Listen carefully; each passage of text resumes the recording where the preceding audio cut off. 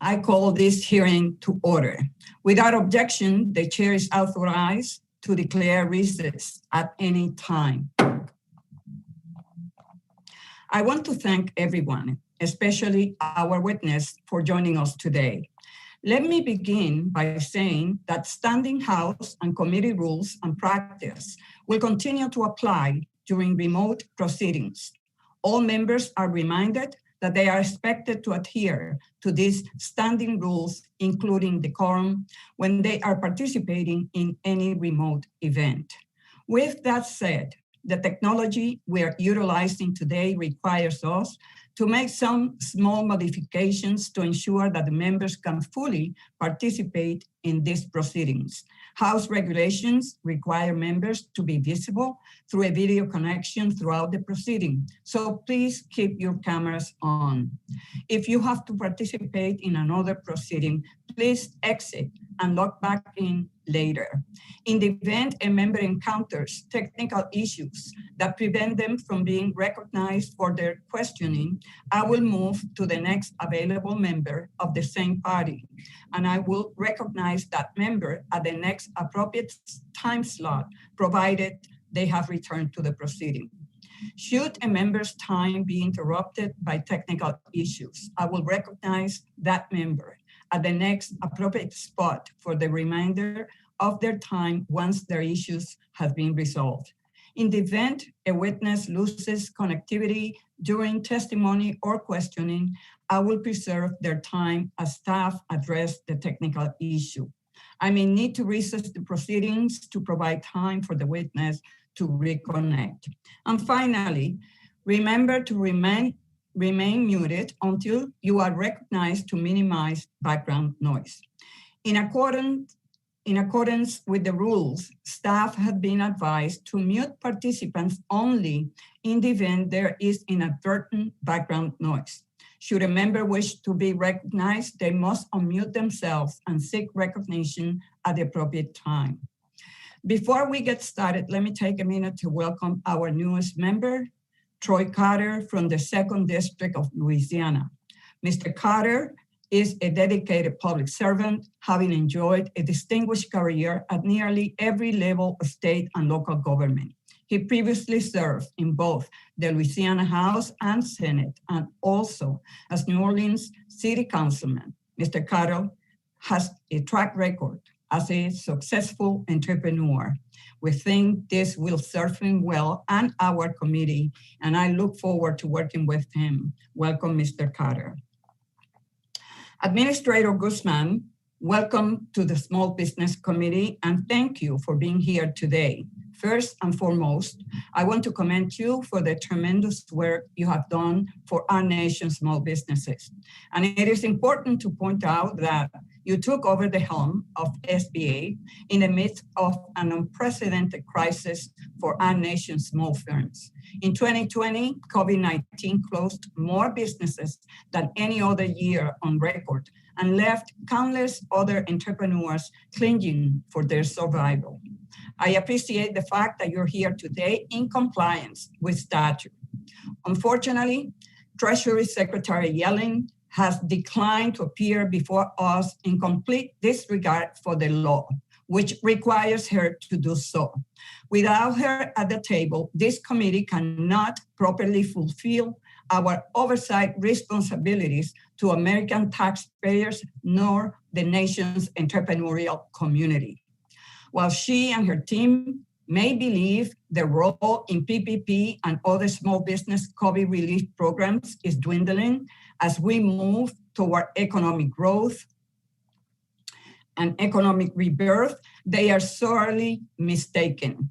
In light of the feedback we have received about the MOU between Treasury and SBA, it is incumbent upon Secretary Yellen to fulfill her statutory requirement and appear before this committee. I look forward to working with Chair Cardin and Ranking Members Lukemeyer and Senator Paul to find a mutually agreed upon date for Secretary Yellen to appear before our committee with Administrator Guzman in the near future. Congress has passed 8 small business relief bills, allocating more than $1 trillion to small firms during their darkest hour. The federal government's efforts to save small business were extraordinary, but distributing this aid was a monumental task for SBA. The $1 trillion plus in federal funding represented more than 10 times SBA's annual budget. As a result, the agency administered more aid during the COVID crisis than it had for all the other disasters combined during its 67-year history. To that end, it is important to recognize SBA employees for their tireless work in getting these programs up and running. The agency's efforts made an undeniable impact on entrepreneurs' lives and helped millions of small businesses and nonprofits avoid permanent closure. And yet, the massive scale of PPP and other relief programs, coupled with a quick rollout, overwhelmed the agency at times and resulted in a number of problems. And my hope for today is that we will not blame, but instead work constructively in a bipartisan manner to assess the current programs and partner with SBA to make improvements where needed. One of my top priorities has been increasing equity in relief programs. Early on, evidence emerged showing the smallest of firms weren't getting the same access as their larger counterparts with ties to big banks.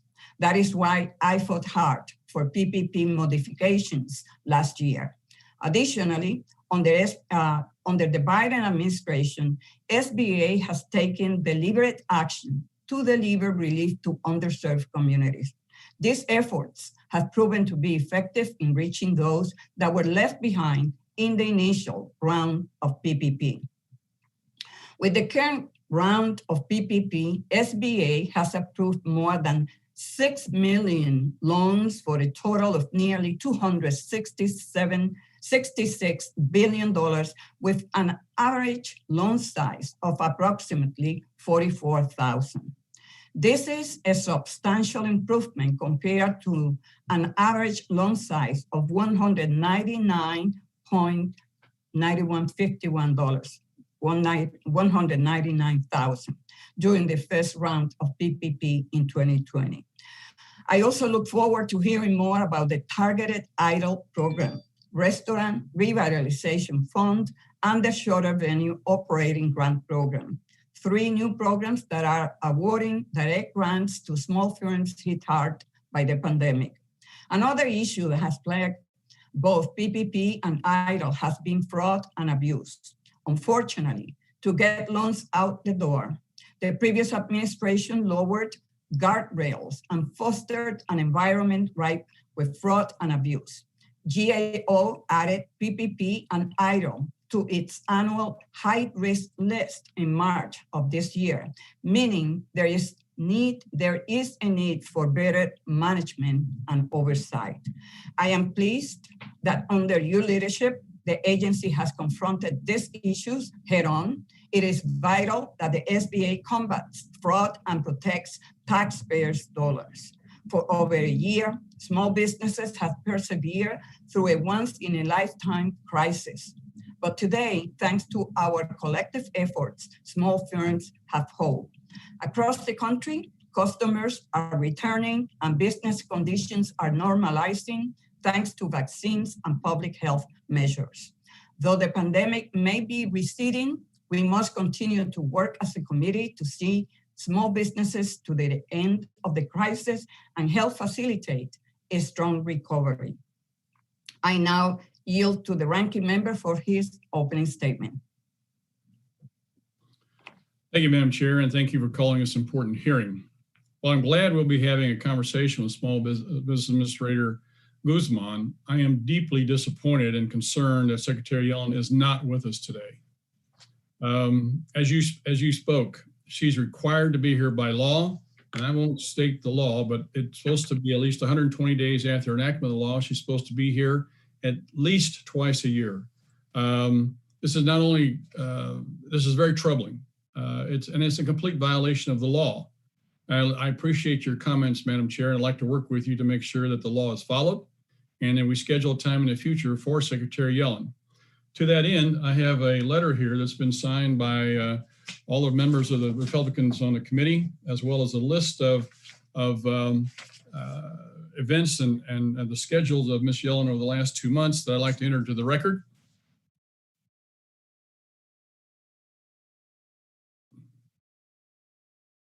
I have a couple of things. Without objection. Okay, thank you, Without objection. And, you know, the list of activities I have no problem with. I think that she's doing her job, probably doing it well. But there is a couple of events on here that are actually political activities. And again, I don't have a problem with her doing that, except that it shows that she's prioritizing political activities over her job, which is by law supposed to be in front of us. That can't happen. The Paycheck Protection Program was established in a bipartisan manner to be administered by the SBA and the Department of Treasury. With reservation, Secretary Mnuchin testified before this committee last Congress. His testimony was critical as it helped members on both sides of the aisle explore questions from their constituents and assisted members with next steps for the COVID relief programs. It is a clear sign that this administration's Treasury Department, one of the biggest in the federal government, is ignoring America's small businesses. Simply put, if the Treasury Secretary and Biden administration truly cared about the nation's small businesses and their employees, Secretary Yellen will be testifying today. Despite the Treasury Secretary not being with us, we have much to discuss. COVID-19 was devastating to our nation's small businesses, entrepreneurs, and startups. Without precedent, state and local shutdown orders forced small businesses to either operate under restricted capacity numbers or close their doors to the public altogether. Responding to the backbreaking impact on small businesses, Congress and the Trump administration quickly focused on assisting small business workers. According to SBA's Office of Advocacy, small business employees represented approximately half the nation's workforce. Importantly, one program that was front and center for struggling small business was the Paycheck Protection Program, which private sector lenders delivered to small businesses many loans and all the dollars in those loans. PPP offered potentially forgivable loans in the dollars that were used and on payroll and a few other eligible expenses, and millions of small businesses took advantage of the program, and it is now concluding. The next phase of the program will focus strictly on the PPP forgiveness. Beyond PPP, Congress also activated the EIDL program. But unfortunately, this program, which is administered as a direct loan program through SBA, has been riddled with fraud. From SBA Inspector General report highlighting $78 billion in fraudulent activity to a report released 3 weeks ago, where the Inspector General found over 800,000 EIDL applications that were flagged for identity theft concerns. It is clear the program is not safeguarding American taxpayer dollars. Any amount of fraud is absolutely unacceptable. However, this level of fraud shows the SBA is not suited to administer any direct lending program. On top of the fraud issues, the EIDL program is slow to reach small businesses in time of need. Historically, the SBA turn time to small businesses has always been at a snail's pace.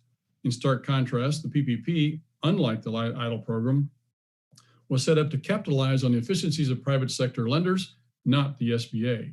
In addition to the turn time, the PPP also protected taxpayer dollars more effectively compared to EIDL due to lenders having responsibility to know their customers and know how to underwrite loans.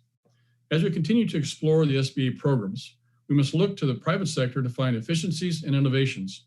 The SBA's ability to make direct loans to small businesses must be studied. In addition to making loans, the SBA has also inefficiently operated the Shuttered Venue Operators Grant Program for struggling venues, theaters, and other cultural entities.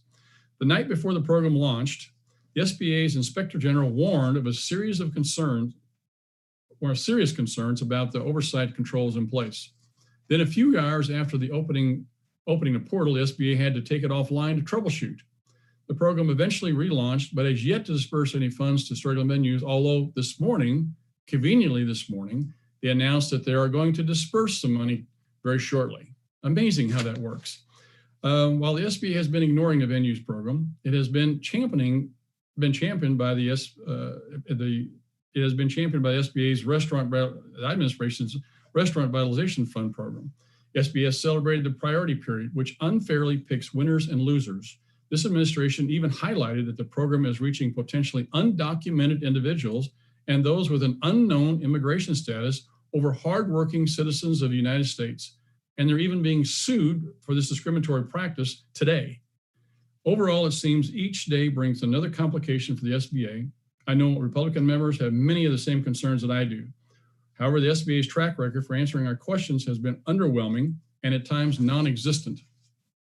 Thus far, my colleagues and I have sent numerous letters to Administrator Guzman and received limited responses.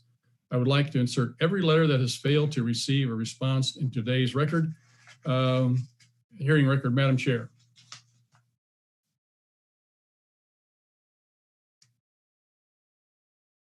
I'd like to insert some letters. Without objection. Thank you, Madam Chair. I'm hopeful this conversation will produce results because at the end of the day, small businesses drive our nation's economy. We must provide an environment for small businesses to operate independently as quickly as possible. Unfortunately, this administration is threatening the small business recovery with increased taxes and more regulatory burdens. We cannot allow these changes to occur. The health of our nation will depend on the health of small businesses. And with that, Madam Chair, I yield back. Thank you. Thank you, Mr. Lukemire. The gentleman yields back. I would like to take a moment to explain how this hearing will proceed. You will have 5 minutes to provide a statement, and each committee member will have 5 minutes for questions. Please ensure that your microphone is on when you begin speaking and that you return to mute when finished. I would like to introduce the Honorable Isabella Casillas Guzman, who was sworn in as the 27th Administrator of the SBA. She previously served as Director of the California Office of Small Business Advocate in the Governor's Office of Business and Economic Development. From 2014 to 2017, Administrator Guzman served in leadership at the SBA as the agency's Deputy Chief of Staff and Senior Advisor, where she oversaw policy and new program implementation. She earned a Bachelor's of Science from the University of Pennsylvania Wharton School of Business. Welcome, Administrator Guzman. Ms. Guzman, you are now recognized for 5 minutes. Good morning, Chairwoman Velasquez. Thank you so much, and Ranking Member Lukemire, as well as members of the committee. I really appreciate the invitation and the opportunity to be here to discuss SBA's programs in response to the COVID pandemic. When I appeared before you as a nominee, when I have been meeting with you all over the past couple of months since I've been in office, I've mentioned how this unprecedented crisis for our nation's 30 million small businesses and innovative startups have created a sense of urgency at the SBA to work harder, think more creatively, and build more collaboration to meet the desperate need presented by this moment. And in my first 2.5 months as SBA Administrator, I can tell you that my motivation to deliver for our entrepreneurs has only intensified. And I have to share how proud I am of my incredible mission-driven team at the SBA, who, despite having had to scale at a high intensity the past year plus, remain incredibly committed to our nation's entrepreneurs. They have been working around the clock to deliver all the components of the American Rescue Plan's crucial relief programs to ensure our small businesses can survive this disaster and get on the path to recovery, growth, and resilience. We're making significant progress, particularly in our efforts to reach small businesses owned by women and people of color who, because of long-standing barriers to capital, markets, and networks, suffered disproportionately from this pandemic, and by many accounts weren't able to access relief. We're seeing the impact. The latest economic reports show that small business jobs have begun to rebound and proprietors' income levels have begun to recover. And we're hearing from the small businesses we serve that both our traditional and our new relief programs have created vital lifelines. Earlier this month, we successfully launched the $28.6 billion Restaurant Revitalization Fund. As of Monday, when the application portal closed, we've received more than 372,000 applications, representing over $76 billion in requested funds. And more than half of those applications came from food and beverage businesses owned by women, veterans, and people of color, who, as directed by Congress, received priority access to the program. And we're reaching the smallest of the small food and beverage businesses, with 1/3 of the total funds set aside just for them, including a specific set aside I created for businesses with revenues of $50,000 and under. I'm proud of how we've rolled out this program in under 2 months while focusing on my key priorities of meeting small businesses where they are and integrating a customer-first, technology-driven, and equitable approach. We also launched the $16.2 billion Shuttered Venue Operating Grant program. As of May 25th, the SVOG program has received more than 13,000 applications for approximately $11 billion in requested funds.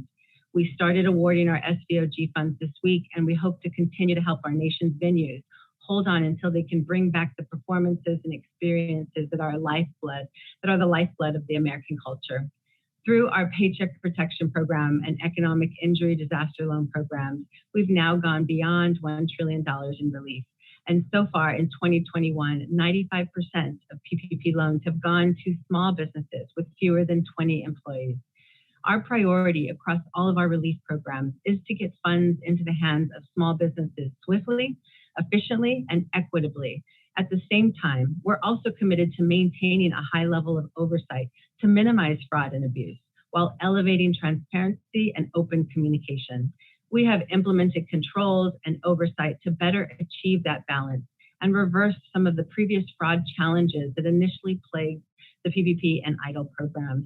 I was pleased to hear both GAO's Bill Scheer and SBA's Inspector General Mike Ware say in a recent House committee hearing that transparency at the SBA has improved under my watch and that our relationship is off to a very good start. There's a lot of work to do, but we're working diligently to ensure this relief gets into the hands of the businesses for whom it was intended. Beyond our COVID relief programs, we're also looking to the future and our nation's economic recovery with an eye toward equity. Small businesses are starting to reopen, but they're still reeling with major revenue losses, and most expect recovery to take more than 6 months. This means that we will continue to see the need for capital, which is why the SBA is exploring all options to open up capital access, including direct lending. Additionally, we know that the best thing we can do for our small businesses is to help our nation recover from COVID and get our marketplaces and main streets back to normal. With more than 61% of adult Americans who have taken at least one shot of the COVID vaccine, we're making progress. The SBA is doing its part by getting the word out about the American Rescue Plan tax credit available to small businesses that provide paid leave to employees receiving or recovering from a COVID vaccination. There is so much more work to do. As the voice for America's small businesses and innovative startups, I will be leveraging every tool at my disposal to bring businesses back, create jobs, and build an equitable economy that works for everyone. I look forward to partnering with you all to give entrepreneurs the tools they need to start, sustain, and grow into the future.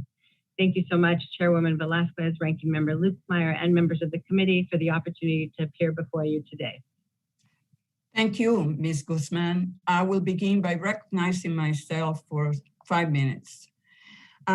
Ms. Guzman, Administrator, we will hear a lot today about fraud, which has been a concern since the relief programs opened.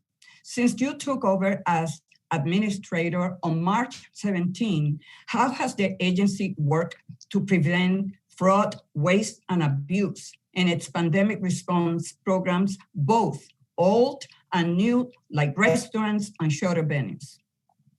The administration has made it a priority to implement all of our relief programs with integrity and transparency. And SBA has been implementing a holistic approach to fraud mitigation to ensure consistency across all of those programs.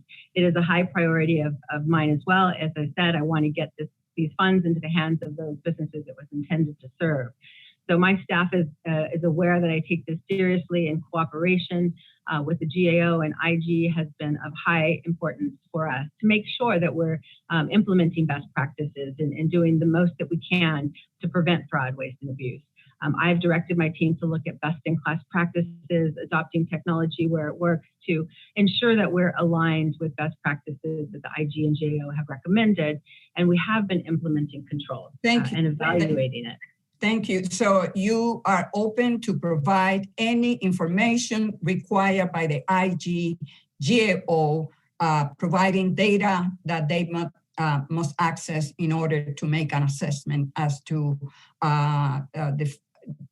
if the programs are working as they were intended by law. That's correct. So the Restaurant Revitalization Fund has a 21-day priority period for grants to women and veteran-owned businesses and socially or economically disadvantaged firms. How is this program helping to ensure the equitable distribution of pandemic relief? We've worked really hard to do extensive outreach across the board for restaurants, reaching our smallest businesses, as well as those priority groups across the board. We've reached over 100,000 people with multiple events. And so that reflects in the large number of applicants that we've seen come through the system. We believe that outreach, that connection to resources is most critical to make sure that businesses of all types can access this program. In addition, though, we tried to streamline, put ourselves in the customer's shoes, and adopt technology to make sure that this process was as simple as possible for them to access. And we've seen those results come to play because it's on average about 20 minutes to fill out the application. There's technology prompts throughout to help businesses, and they've gotten the assistance with great customer service in over 17 languages. So we've done a lot. Yes, I have some other question and too many to ask, so please. In the first round of the PPP, large companies took advantage of the emergency relief, squeezing out the little neighborhood restaurants and mom and pop shops. Could you discuss how the set-asides for community lenders and small businesses in LMI areas ensure that the capital was made available to the smallest of the small businesses and truly underserved businesses? Based on the performance that we've seen with these community financial institutions, our CDFIs and CDCs and minority depository institutions, we know that they oftentimes reach those businesses that have been underserved. And so we've, those priorities have enabled businesses to access the program. And as I shared, that we've seen in 2021 that the PPP has been accessed more by LMI communities as well as rural and those underserved marketplaces. Thank you. The pandemic has exposed the systemic inequalities facing women and minority-owned small businesses, which have been particularly hard hit this past year. What steps are you taking to address these inequalities and make sure all small businesses have access to SBA resources? I have instructed my teams to really position themselves in the customer's mindset. I mean, understanding what their financials look like, what their situations look. Businesses have been transformed, especially during COVID. Their situations are quite different.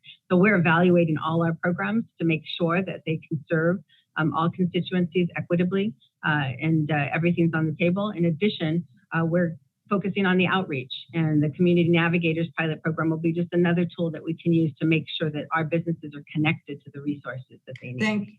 Thank you. And I really want to commend you for raising the limit on the EIDL loan program to $500,000 as one of your first actions as administrator. So my time has expired, and now I recognize the ranking member, Mr. Ruckemeyer, for 5 minutes. Thank you, Madam Chair, and welcome, Administrator Guzman. As we all know, and we discussed here, COVID hit our country and caused all sorts of unprecedented things within our economy to happen, shut down the economy, and as a result, lots and lots of small businesses were in the dire straits. Some of them going out of business, some of them, temporarily postponing their ability to have their businesses open, and we put in place the PPP program and the EIDL program. But they had dramatically different outcomes. The PPP program, which was run by and administered by the financial institutions, did a really, really good job. When you look at over $800 billion going out the door, and the minimal amount of fraud and theft, identity theft that went on, it's in a 0.010%, which by any measurement, that's very successful. The EIDL program, to contrast that, was over $200 billion, and roughly a third, according to the SBA's Inspector General, in my opening remarks, has either been pointed out that there's potential fraud, if not documented fraud, identity theft in particular with that program. Over 800,000 applications have been flagged for identity theft. There's a difference in the way these two programs are administered. One is through the private sector, which has laws and rules with regards to knowing your customers. They have processes, procedures in place. They know how to administer loans, make loans. And then the SBA was totally in charge of the EIDL program. Do you believe that or do you acknowledge that the private sector lenders, from the community banks to the CDFIs and MDIs, efficiently delivered funding to small business during COVID, Administrator Guzman? Our partners have done a great job, as they have across our historic programs, in implementing the PPP. Yes, I would agree with that. And then in terms of the EIDL specifically, note that there were some challenges in the way the program was designed, which is why I've informed my staff that we need to look at fraud controls from inception of design and implementation. So for example, for EIDL, by statute, we were not allowed to collect tax returns, which is one of the biggest controls that we can use as a tool. So, without some of those controls in place in the beginning, of course, that has now shifted. And we have adopted controls in place to prevent fraud in order to really meet the needs of these small businesses and make sure it gets into the hands of the folks. Do you think incorporating some private sector lenders in the middle of that would be helpful? I know that across the board, our private sector lenders are great partners across the board. But in terms of the interest in providing disaster assistance historically, they have not been interested. It's been too costly for them to adopt this type of relief, and that's why the government has stepped in to provide. Well, maybe we can work together, Administrator, to iron out that little problem there, in that a third of the money could be susceptible to fraud is totally unacceptable. Something has got to change structurally within what's going on in the EIDL program. And it looks to me, if you just compare PPP to the EIDL program, the template's there for how to fix this. But I want to work with you on that. We've got a huge problem. Together, we can come up with some solutions. Thank you. I look forward to that. The PPP program, I just want to talk about it for a little bit with regards to the forgiveness aspect of it.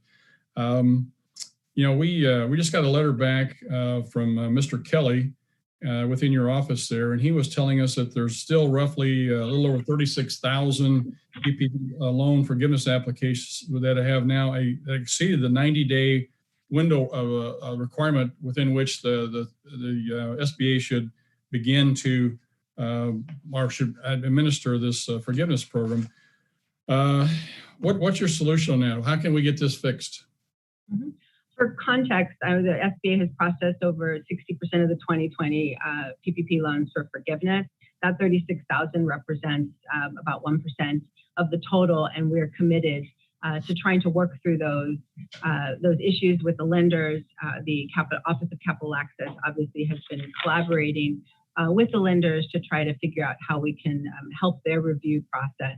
On average, it takes about 6 days for the SBA to process forgiveness once the lender has signed off.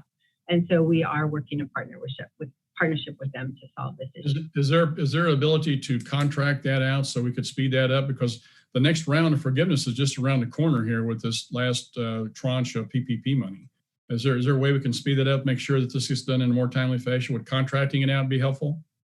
I'm not sure that contracting out would be helpful, but we have been working with the lender groups. I've been meeting with them myself, as well as Patrick Kelly, to come up with solutions to try to streamline this system. Obviously, 150K and under have a simplified process. Those 150 to $2 million loan sizes are obviously what we're looking at to try to streamline as the demand is going to increase as we shift towards forgiveness. So I look forward to partnering with you on that. Very good, because I know we've appropriated lots and lots of money over the last 2 or 3 bills here to be able to do this. So we either need to be hiring more people or we need to be contracting this out so this can get done in the timely fashion with which it's supposed to. So we look forward to working with you on that, Administrator Guzman. With regards to communication, we started out, I think, on the right foot. It took about a week to get our first call set up, but we finally got that done, and we were able to respond pretty quickly to my first initial letter. But yesterday, or I guess last week, we finally got a letter in response to something we did 2 months ago. So it's, and I know my colleagues are very concerned. You're going to get a lot of questions on this today about communication. Mr. Lukemeyer, Yes, the time has expired. Okay. And we have it. We will send this question in written form to the administrator. We thank you, Madam Chair, and yield back. Thank you. Thank you. The gentleman's time has expired. And now we recognize the gentle lady, Ms. Davis from Kansas, is recognized for 5 minutes. Thank you, Chairwoman, and thank you for holding this hearing. I also want to say thank you to Administrator Guzman for joining us today. We know that even with the rising numbers of vaccines and vaccinations getting into people's arms, that even with the decreasing numbers of infections, that many small businesses are still feeling the impacts of this pandemic. And there are still a lot of financial and logistical hurdles that face small businesses throughout the economic recovery and reentry. And I know that Ms. Guzman and our committee and all my colleagues remain committed to supporting our small business community through all of these challenges. I'm going to piggyback a little bit on some of the comments that the ranking member shared. You know, in February, my office raised concerns with the SBA about the fraud and abuse and the PPP and EIDL programs. And, you know, in part, it's because a number of Johnson County residents, which is in the 3rd District in Kansas, have been the victims of identity theft and fraud that took place in the EIDL program. And I've urged the SBA to focus on these cases, and it sounds like you are, because they're not only a misuse of taxpayer funds, but also directly and personally impacting the constituents in my community. And Ms. Guzman, or Administrator Guzman, I should say, I'd love to hear you talk a little bit about the work that the SBA is doing to eradicate the fraud and waste and abuse from the EIDL program. And then if you could also talk a bit about the ways that the SBA is working with the victims of identity theft and fraud that's taken place through either EIDL or PPP to ensure that those victims are not held personally liable and that they're made whole. Yes, thank you for that. I mean, as I had shared, that we are implementing controls and evaluating on an ongoing basis. It's an iterative process to stay best in class, to prevent fraud. And that happens at the program design phase and enterprise-wide. So we're really committed to this issue. We have obviously put in a lot of specific frameworks in place on both, across our capital access programs, including PPP and the restaurants program, and then within our Office of Disaster Assistance on the Shuttered Venues, as well as the EIDL program and targeted EIDL. We are really committed to making sure these funds get into the hands of those businesses it was intended, and we are seeing enormous drops now that we've implemented those controls.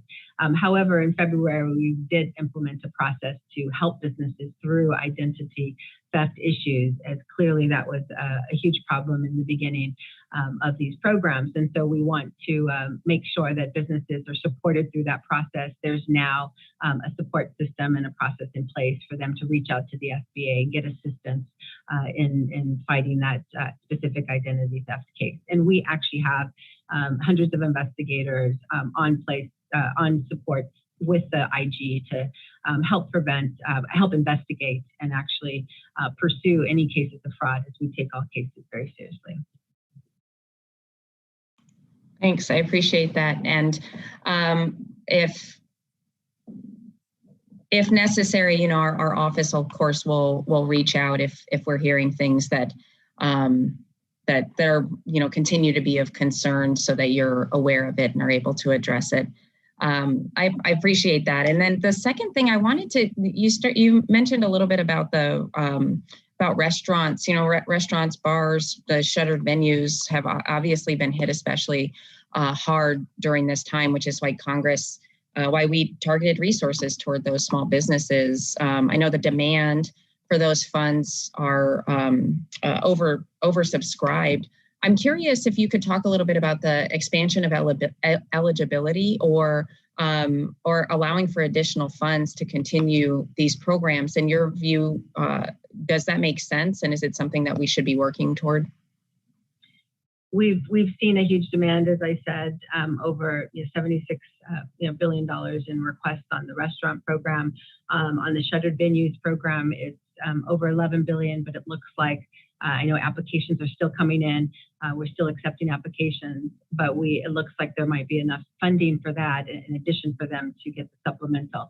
But on the Restaurant Revitalization Fund, we're happy to provide any data and support Congress as they make that decision to replenish that fund and support restaurants through this time. We are still seeing obviously a huge demand, and this assistance is helping them keep their doors open. Thank you, Administrator. And I appreciate you being here and your testimony today. And Madam Chair, I yield back. The gentle lady yields back. The gentleman from Minnesota, Mr. Hagedorn, is recognized for 5 minutes. Thank you, Chairwoman Velasquez. And I appreciate you bringing up the fact that Ms. Yellen was not here today. And, thank you for doing that on behalf of the committee. Administrator Guzman, as a member on the Republican side of the aisle, I can assure you that every colleague that is on the committee that I've served with in both last Congress and this has tried to, in a bipartisan way, pass bills that are going to help all of the American people, particularly our small businesses in this instance, get from one side of the coronavirus to the other. And we did that in a number of ways with a bunch of different programs, but we wanted to treat everyone equally.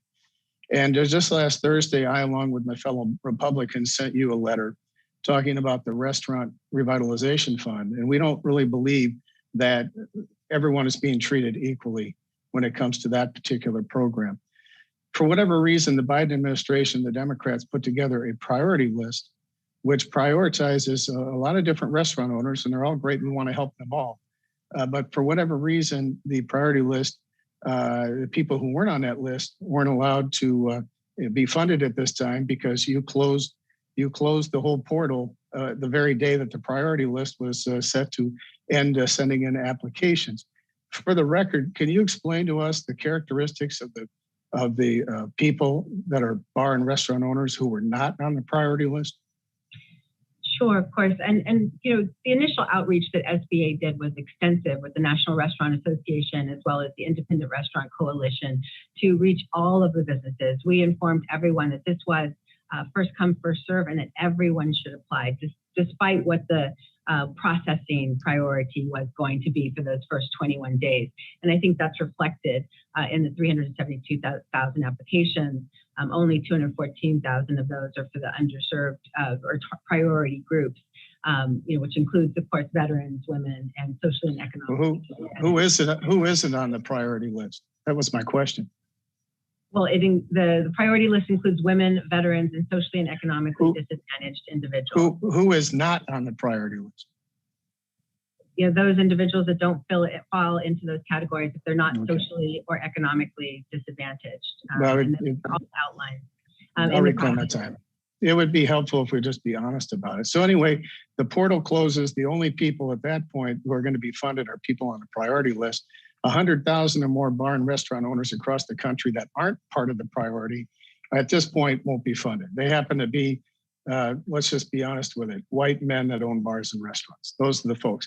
How is that not discriminatory or even outright racist? Well, white men who either have partners who fall into those categories, it's not 100% ownership. It's 51%.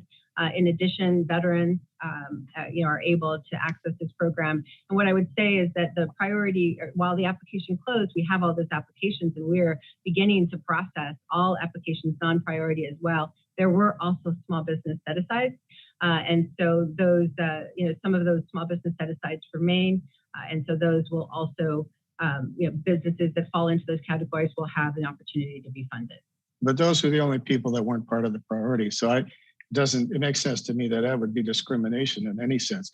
The other thing I'd add is that how can we be sure that illegal aliens aren't receiving this money before U.S. citizens?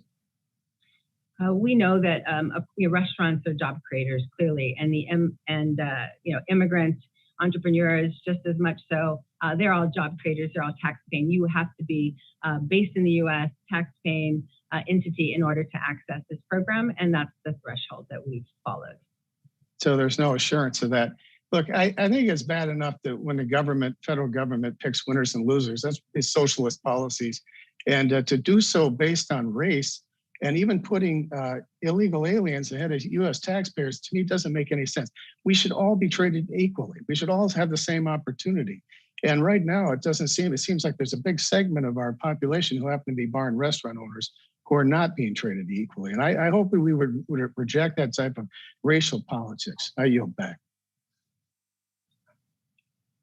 The gentleman yields back, and now we recognize the gentleman from Minnesota, Mr. Phillips, for 5 minutes. Thank you, Madam Chair. Welcome, Ms. Guzman. All of us are hearing about the current programs, PPP, EIDL, not meeting the needs of certain heavily impacted small business industries, fitness and wellness being a good example. Has the SBA considered recommendations to this committee on some alternative solutions, perhaps to buoy these small businesses? We do. We hope to continue to serve on PPP until it's over these smallest of the small businesses, and including those highly impacted industries referenced. And so we do believe that there's opportunity to access that program as it was opened up more for sole proprietors and independent contractors to change the way that we assess the dollar amounts of that program. So I do believe that's still an opportunity. In addition, of course, we have the targeted EIDL advance program that we have been pushing out. There are specific eligibility requirements across that program, but in early June, we will be opening up that program more broadly to all those in the eligible categories outside of those who previously applied for EIDL advance. And so we think that's another opportunity to support these underserved businesses, impacted industries that still need relief. Okay, and Ms. Guzman, any potential to expand the SVOG program to include fitness operators? The statute on the SVOG was very, very specific in many ways and very prescriptive about the eligibility requirements. And SBA is following that guidance from Congress. At this time, there's no way to expand that. Okay, I just want to make sure my advocacy is clear relative to certain industries that really have struggled disproportionately. My next question is about the Restaurant Revitalization Program and as it relates to closed locations and determining eligibility. Despite the SBA indicating that closed business locations are ineligible, which is, I think, on Form 3172, Item 3, some are being shut out from receiving the funding to keep the businesses afloat because the forms require them to count closed locations amongst their operating entities.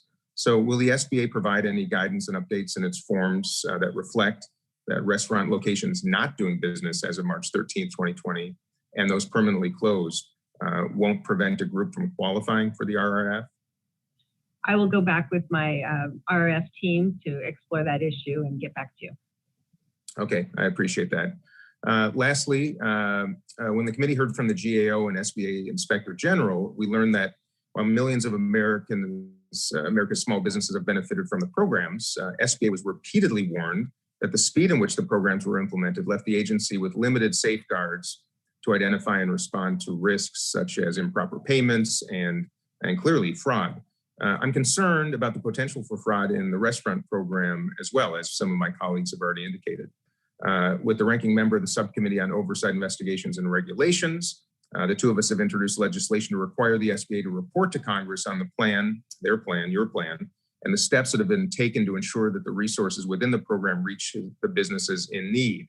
Can you share with us, the entire committee, what steps, if any, that you've taken so far relative to oversight?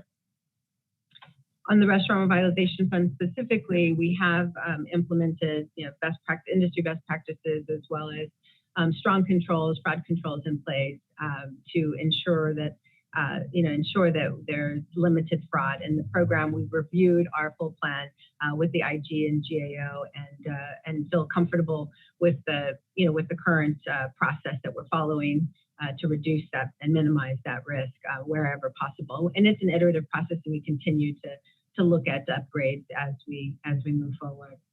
Okay, well, if anything unifies Democrats and Republicans, in this case, it surely is relative to prevention of fraud and ensure dollars are being used appropriately, effectively, and efficiently. So we thank you for your attention to that. With that, Madam Chair, I yield back. gentleman yields back, and now we recognize the gentleman from Minnesota, Mr. Stauber. Thank you, Madam Chair, and Administrator Guzman, I appreciate you being here today. I am extremely frustrated with Secretary Treasurer Yellen not following the law. As the chairwoman eloquently stated, it's her responsibility to follow the law and be here. And I equate my frustrations with both the chairwoman and ranking member Lukemeyer for the comments against Yellen for not showing up. It is just unconscionable that she's not here, blatantly not following the law, which says, I think, a lot about the individual. Administrator Guzman, how many small businesses are organized as a subchapter C corporation? I don't have those exact numbers. It's not as it represents more of the employers than small businesses as a whole. Can you give us a guess? Can you give us a guess? I can't give you a guess. I apologize. I don't have those numbers off the top of my head. Of course, I've looked at it, because obviously it's not, there's some tax benefits we've looked at before, and small businesses just do not veer towards that category. Would you say hundreds of thousands? Oh, I'm sure. Okay. Has the Biden administration proposed increasing the corporate tax rate, thus increasing taxes on these 100,000 small businesses that are organized as a subchapter C corporation? I know that small businesses across the board, have average revenues that are very small. I mean, if you look at the Office of Advocacy's report, those revenues are under $50,000. Administrator Guzman, because my time is limited, the question was: has the Biden administration proposed increasing the corporate tax rate on these subchapter C corporations? Those should not. We are focused on trying to remove some of those loopholes for the larger entities. We do not intend to affect the small entities. Is that a yes or a no? That's, from my understanding, we are not focused on the small entities. We're focused on the larger corporations and the loopholes that exist for some of those entity types. Administrator Guzman, how many small businesses are organized as pass-through businesses? Again, I don't have those numbers off the hand, and I couldn't share those with you, but I'm happy to follow up with your staff, and we can have a more Administrator Guzman, there's approximately 95% of small businesses that are pass-through. Has the Biden administration proposed rolling back the Section 199A deduction on these pass-through incomes, thus potentially increasing taxes on some 95% of small businesses that are organized as pass-through businesses? I'm not familiar with the specifics, so we will have to follow up, but I appreciate the question. And of course, small businesses seek simplicity. They are, obviously, it's critical that we are able to help them both on the revenue side of the equation as well as support them with a tax structure that doesn't favor large corporations. Will the Biden administration increase taxes on pass-through corporations? Again, I don't have those specifics. How will a substantial increase in the capital gains tax and regulation help small businesses, quote, build back better? I appreciate the line of questioning around the tax issues for small businesses. Obviously, it's really critical that our economists continue to look at ways that we can improve the economy and help those small businesses across the board. Again, the focus is on trying to ensure that the system is equitable for our small entities as well as large corporations, and ensure that Administrator Guzman, in light of time, I just have 30 seconds. Sure.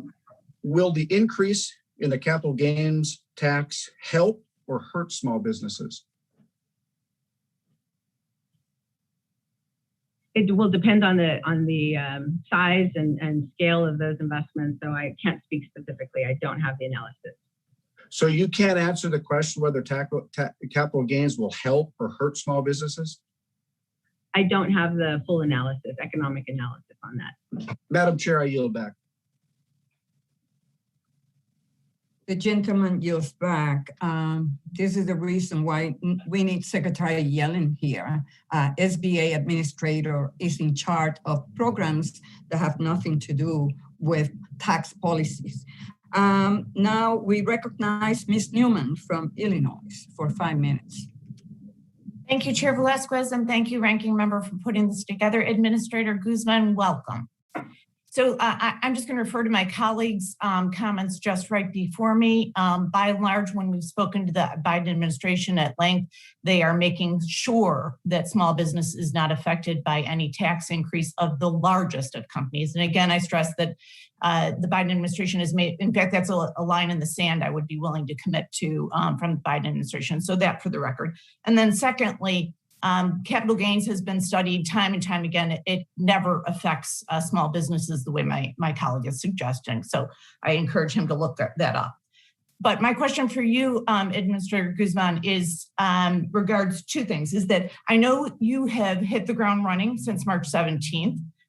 Lot going on, very obviously, but structurally, some of the things, the first thing you do when I've gone into an organization is to look at the structure of the organization. Have you made enhancements or improvements across your leadership? And you don't have to get into hiring, firing, but have you reorganized in any way that will help address some of the issues that have been cited, right? Data integrity, there is a little bit of fraud out there, and some of the other bigger issues. So if you can talk broadly about your structural reorg. Well, the number one thing is that we continue to look at systems and process, and that includes the structure and how we and how our departments are functioning under leadership. However, across the board, what we've tried to implement is an enterprise-wide approach. Breaking down some of those silos and increasing collaboration across the board. A great example is in the EIDL and PPP programs. Our Office of Capital Access and Office of Disaster Assistance are working more collaboratively now with the Office of Field Operations so that those boots on the ground of the SBA and district offices across the country are able to access information on those loans for our constituents and be able to help them through the process. Previously, that was shut down. And so we've re-implemented that as an example. So that cross-collaboration, the enterprise-wide approach has definitely already been started, and we'll continue to look at other improvements specifically within departments as we move forward. Thank you for that. Second question is with regard to Community Navigator. I thought this was a brilliant program. About 80% of my GDP in Illinois 3 are companies under 15 employees and under 2 million in net revenue. And therefore, these folks, the owners, and they're largely family owned, are working very hard every day on their business and don't have time to navigate onerous documents. And so the Community Navigator program, I think, is brilliant, but I know that we're not quite there yet. Can you give us an update on when those navigators will be available and if you're going to use consultants and volunteers and the like? So if you can share. Yes, on the Community Navigator pilot program, the NOFO, the Notice of Funding Opportunity, was released yesterday. We have a 45-day open period for nonprofits, both national as well as local, regional, to apply to either be a hub or a spoke in the system. Obviously, the ultimate goal is to get hyperlocal with authentic and competent local organizations who can help businesses navigate the resources that are available to them and hopefully better access them in the future. Great. Thank you very much for your time. Thank you for being here. And I yield back. The gentle lady yields back. Now we recognize the gentleman from Texas, Mr. Williams. Thank you, Madam Chairman. And I'm a small business owner, have been for 51 years. I'm also the author of the Save Our Stages bill that we've been talking about today. Madam Chairman, you're head of the Small Business Administration, correct? Can you hear me, Madam Chairman? Well, are you speaking? You're head of the SBA, right? Yes, I'm okay. Of the SBA. All right. So my question is, have you ever met a payroll? Have you ever started a small business? Have you ever drawn a line of credit? Have you ever sold a product? Yes, I have. I come from a family of small business owners. And okay, and just to help you along the way, let me tell you, it's on these tax issues you're getting asked about. Just remember this: low taxes helps business, high taxes hurt business. Now, I sent you letters on February 4th, February 25th, March 18th, April 9th, April 15th, and April 19th to try to give my constituents an update on the Save Our Stages and the PPP program.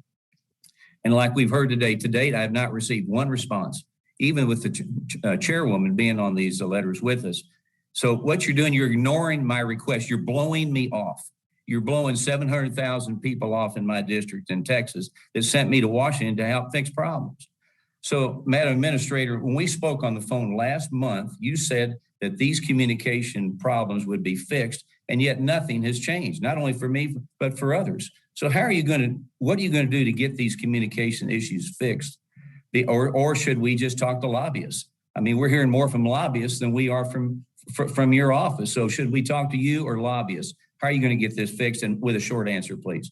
I remain committed to transparency and collaboration, and we've done over 100 briefings to date. We're providing weekly, monthly reports, an increase in outreach to our oversight committee. But you have failed to call me back. Second question. Today marks 151 days since the Shuttered Venue Operating Grant program was signed into law by President Trump. I am the author of that. We've seen countless music venues and movie theaters go out of business while the rest have been struggling to keep their doors open until this vital assistance hits their bank accounts. And as these businesses have been waiting while the Small Business Administration struggles to get the program off the ground, the agency turned all their focus to the Restaurant Revitalization Fund and got funds in bank accounts within 7 days of the application opening. To the date that now has sent nearly $28.6 billion out the door, while the Save Our Stages program has delivered absolutely zero, nothing. So it's hard to classify the SBA's rollout of this program under your watch as anything but a total disaster and a total failure.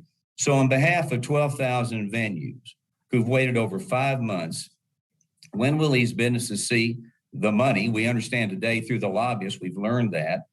And is it a problem? Was this way because this was a President Trump thing and you just pushed it to side like we saw so many with the Biden administration?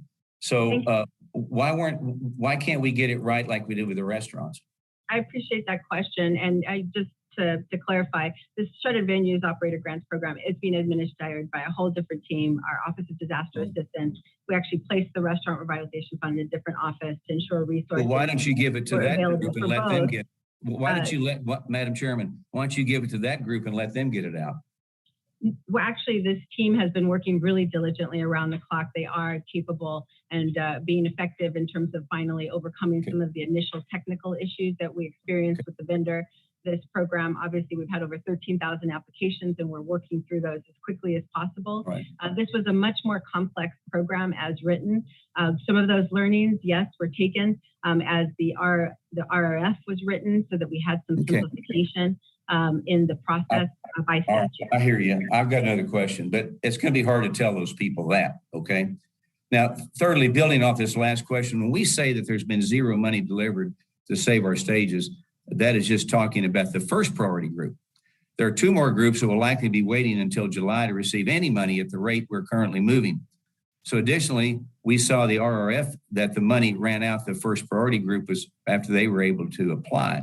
So Administrator Guzman, can we expect to see the same numbers in the Save Our Stages program with a great deal of businesses being left out of any assistance at all, as we did with the Restaurant Revitalization Fund, or should we just ask the lobbyists? We actually have applicants from all of those priority groups. So the 90% losses, we have about 4,000. We have another couple thousand in the 70%, another 4,000 in the 25%. So we encourage everyone to apply. We don't anticipate that this money. They do apply, but they can't get the money. Correct. We're processing them as we go in those priority categories. However, based on the demand so far that we've seen, we do believe that we have enough funding. Well, you need more people then, I guess, that to help get it done. Anyway, I think my time is up, Madam Chairman. I yield back. The gentleman yields back, and now we recognize the gentle lady from Georgia, Ms. Bordeaux. Thank you, Chairwoman Velasquez and Ranking Member Lukemeyer. And thank you, Administrator Guzman, for joining us today and for reaching out to the many small businesses in my district and holding a forum here to help them as you rolled out the restaurant revitalization program. The Paycheck Protection Program, as you know, has provided millions of small businesses with a lifeline to keep their doors open and employees on the payroll over the past 14 months. But now that the PPP funds are virtually exhausted, we're hearing from more and more small business owners who will be seeking loan forgiveness in the coming months. Nearly 2 million 2020 PPP loan recipients have yet to apply for forgiveness.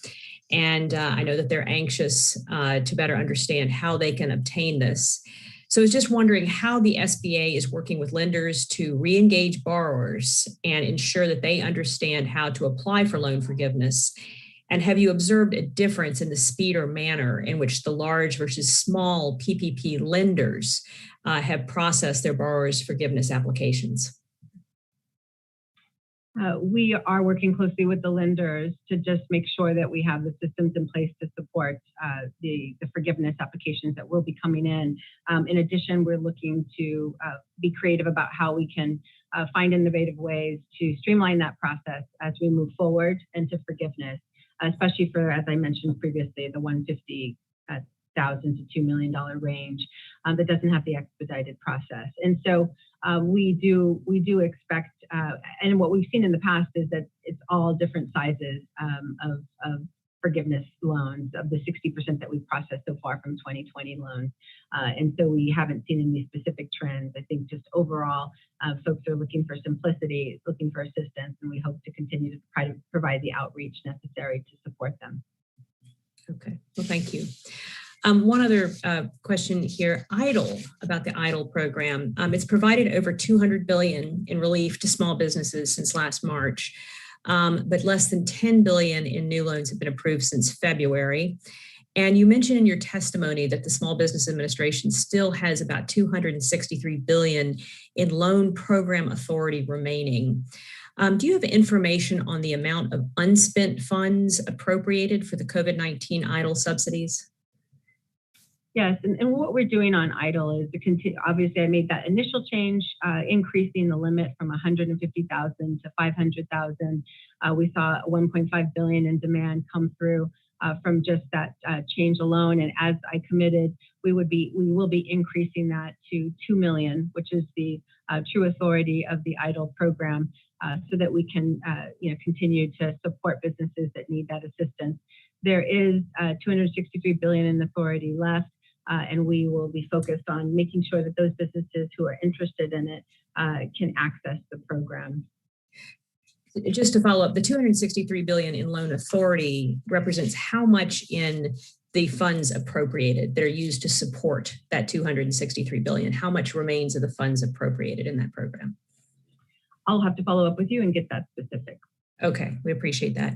And if the maximum loan amount is increased to 2 million, as you mentioned in your testimony, how much of those funds do you anticipate will be used? We are not sure yet of that demand as we roll out that program by July. We're hoping to finalize the technology to accommodate for those increases. We'll start to get a better sense of those numbers and can share that with the committee at that time. Okay, thank you so much. I yield back the balance of my time. The gentle lady yields back, and now we recognize the gentleman from Pennsylvania, Mr. Muser, for 5 minutes. Thank you very much, Chairwoman, and thank you, Administrator, for being with us, and certainly thanks to our ranking member, Lukemeyer. So the PPP loans were quite successful. They weren't perfect. They were a lifeline. We did a lot. It was a very holistic approach to assuring that they were efficient, valid, purposeful as possible. Secretary Mnuchin and many members and banks and small businesses, it was very inclusionary on how to get it right. It still is very important, of course, and I am hearing from many businesses as well as banks that there are problems with the forgiveness initiatives, primarily related to loans between $150,000 and $2 million, and the loan forgiveness over $2 million. I'm not sure any have been forgiven as of yet. Now, we all understand that there's going to be a audit of the loans over $2 million. But Administrator, is there a plan? Because currently it is a problem for banks and businesses. We're not seeing a real process for forgiveness of these loans in these categories. Can you comment on that, please? For the over $2 million loan categories, yes, there is a specific process that it's an individual review. Obviously, those were flagged for SBA loan review due to the amount, and there is a process that SBA is following to review those with bank partnership. And so, I know that obviously this is a huge task that the SBA is taking on, and will increasingly be so as those payments come due. So we're hoping to try to come up with a streamlined process as well for those 150 to 2 million bucket as well, as you mentioned, to make sure that those can be processed efficiently and give us the time and the resources to be able to address those individual reviews of the 2 million plus. Sure, thank you. Is it a priority, and will we see some sort of plan that will be put into effect? Yes, it's a priority. We are working on that currently. And so hopefully we can follow up soon with some specifics. Great.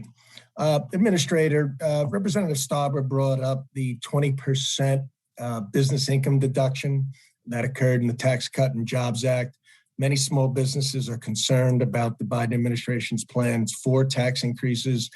Can you tell us what you think about the 20% removal from small businesses? And are you weighing in with the Biden administration on behalf of the millions of small businesses in our country to assure or do what you can to keep that deduction in place? Because that deduction, I think was not a gift to the wealthy. It helped small businesses expand, get stronger, and hire more employees, as we saw with a 3.5% unemployment rate. Your thoughts on the 20%? Yeah, I mean, I closely collaborate with the Office of Advocacy as well, that has the economists that can do the research as well. Clearly, I'm not a tax expert.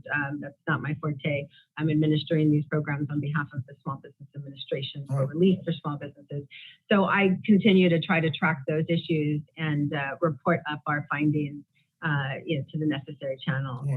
It's a major interest and a factor for small businesses' growth, survival, and just maintaining and working through the recovery. So I think the SBA administrator should be very much an advocate for the health of small business.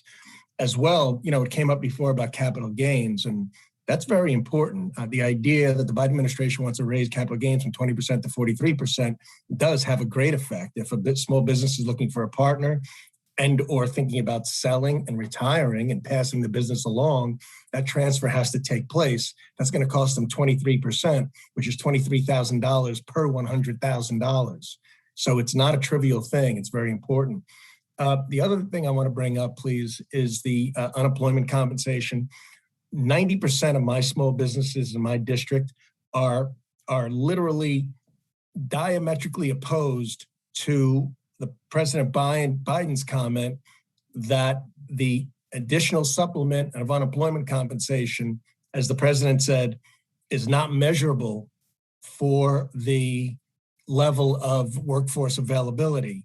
And I will tell you this, I do weekly business calls with dozens of small businesses, and virtually 100% say it's the number one issue, if not the number two issue of that they face, a headwind that they face. Can you comment on that? Do you believe that where some of this is being targeted in some states, and it is going to, by law, continue the supplement through August? Again, as an advocate for small businesses, I would hope you would recognize that, be inclusionary, talk to the small businesses, and get directly from them what their concerns are and work on their behalf. The gentleman's time has expired. I yield back, Madam Chair. Thank you. And now we recognize the gentleman from the newest member in the committee, the gentleman from Louisiana, Mr. Carter. Welcome to the committee. Thank you very much, Madam Chair. Thank you very much for your very warm and gracious welcome. I am honored to be a part of this Congress, honored to be a part of this committee. Ranking Member Lukemire, good morning, or good afternoon, I should say. Well, I guess it's still morning. Thank you all very much. And Administrator Guzman, I'd like to personally thank you. I know your job has been difficult. I feel the frustration of all of the members here. I share their frustration, but I also recognize that you have a very difficult task.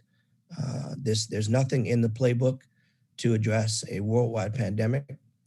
The pain that it has caused for many of the people throughout our country, certainly in the 2nd Congressional District, we are no different. So I applaud your efforts. I feel the frustration of my colleagues who express concerns about the availability of funds, the rapid nature of getting those funds, and the frustration that we hear from our business people. So at the risk of being redundant, I'll try to not repeat questions that have been asked, but I will share that as you know, I represent the 2nd Congressional District, which is Louisiana, home of the historic French Quarter and our beautiful river parishes up and down the river from West Jefferson to West Baton Rouge Parish.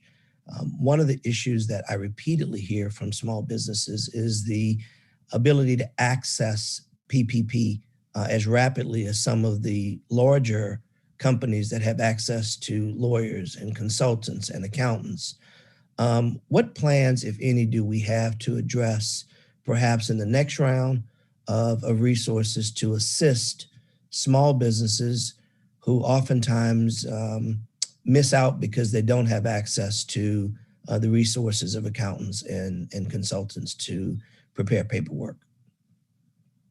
Yes, and you know, obviously once the Community Navigators pilot program is launched and those organizations are brought on board to fully help the SBA and communicating resources and supporting businesses through process of relief, that will obviously make a big difference. But I will submit that on the Restaurant Revitalization Fund program, we were able to effectively, through partnerships, reach to all different size businesses as well as from different communities and regions across the country.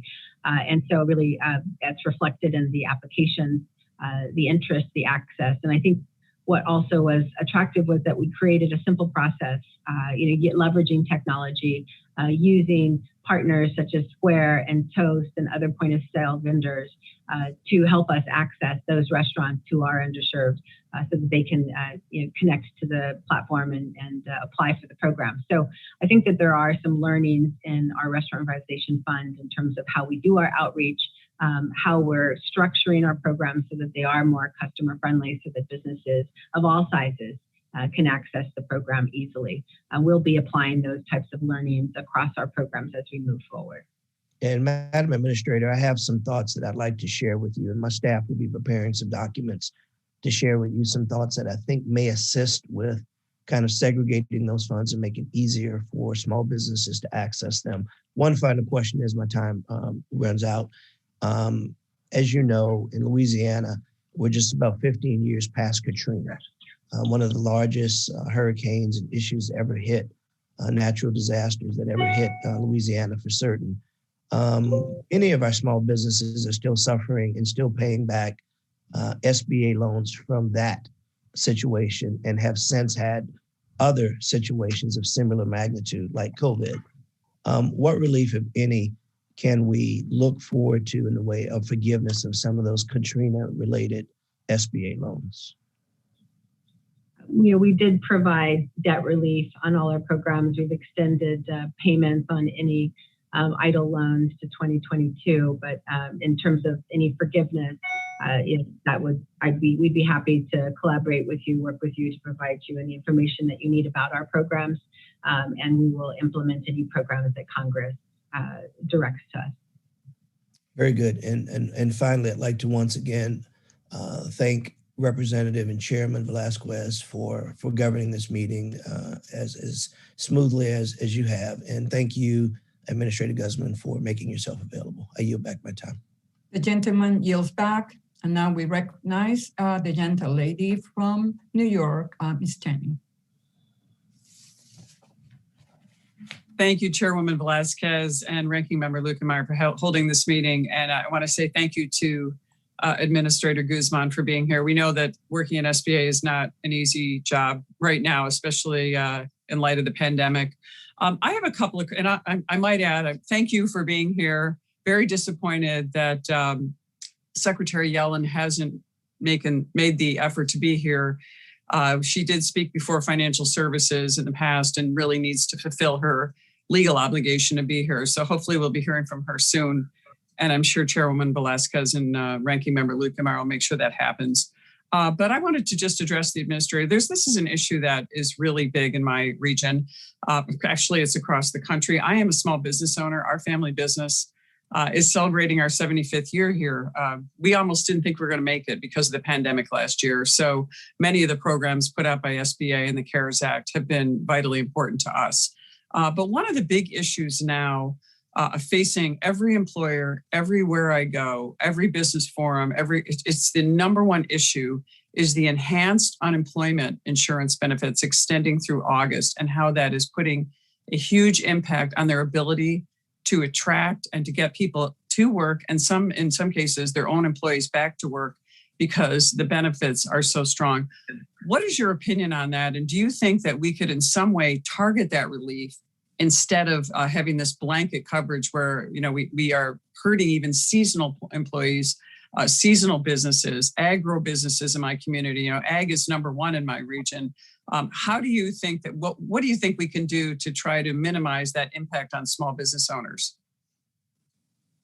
From what I've heard from small businesses, it's a combination of factors, and definitely across the board, small businesses want help in making sure that their workers feel safe as well to come back to work. And so that's why we've been emphasizing heavily the vaccination rates, and by emphasizing the American Rescue Plan's tax credit rather for small businesses who give time off to their employees to get that shot as well as recover from it, because we know that, you know, feeling safe in the workplace is also a big factor, and also just the vaccination rates would help with the care economy and with schools being reopened fully for the children to go back to work, because I'm also hearing that that's a huge factor for a lot of the employees of these businesses, is that they, you know, not only potentially fear of COVID in the workplace, but as well that problem with having no care for children at home. And so I do believe that the Biden administration's focus on fighting COVID is going to go a long way towards helping our small businesses access workforce. And then, can I just reclaim my time for a second? I'm not hearing that from small businesses. We have a fairly decent vaccination rate here, very low contraction rate, a low death rate in rural areas here. So my concern is that many businesses either shut down entirely or invested, a small fortune, which is a lot for businesses, tens of thousands of dollars into plexiglass, PPE, and other items to make it safe for employees to go back to work. We're not talking about our police officers, our firemen, our essential workers, and all the other essential, so-called essential. I think every worker is essential, but people who went back to work and are back work, we have to get our economy going. I'm just concerned that if we don't have a more targeted approach, we're going to see a collapse in our economy, and we're going to have a problem getting them back to work.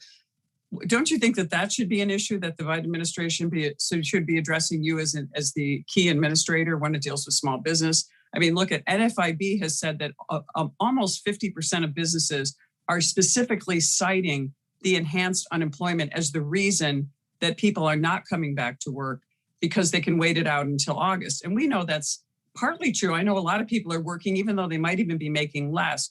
Don't you think that's something the Biden administration should be doing to get our economy going again?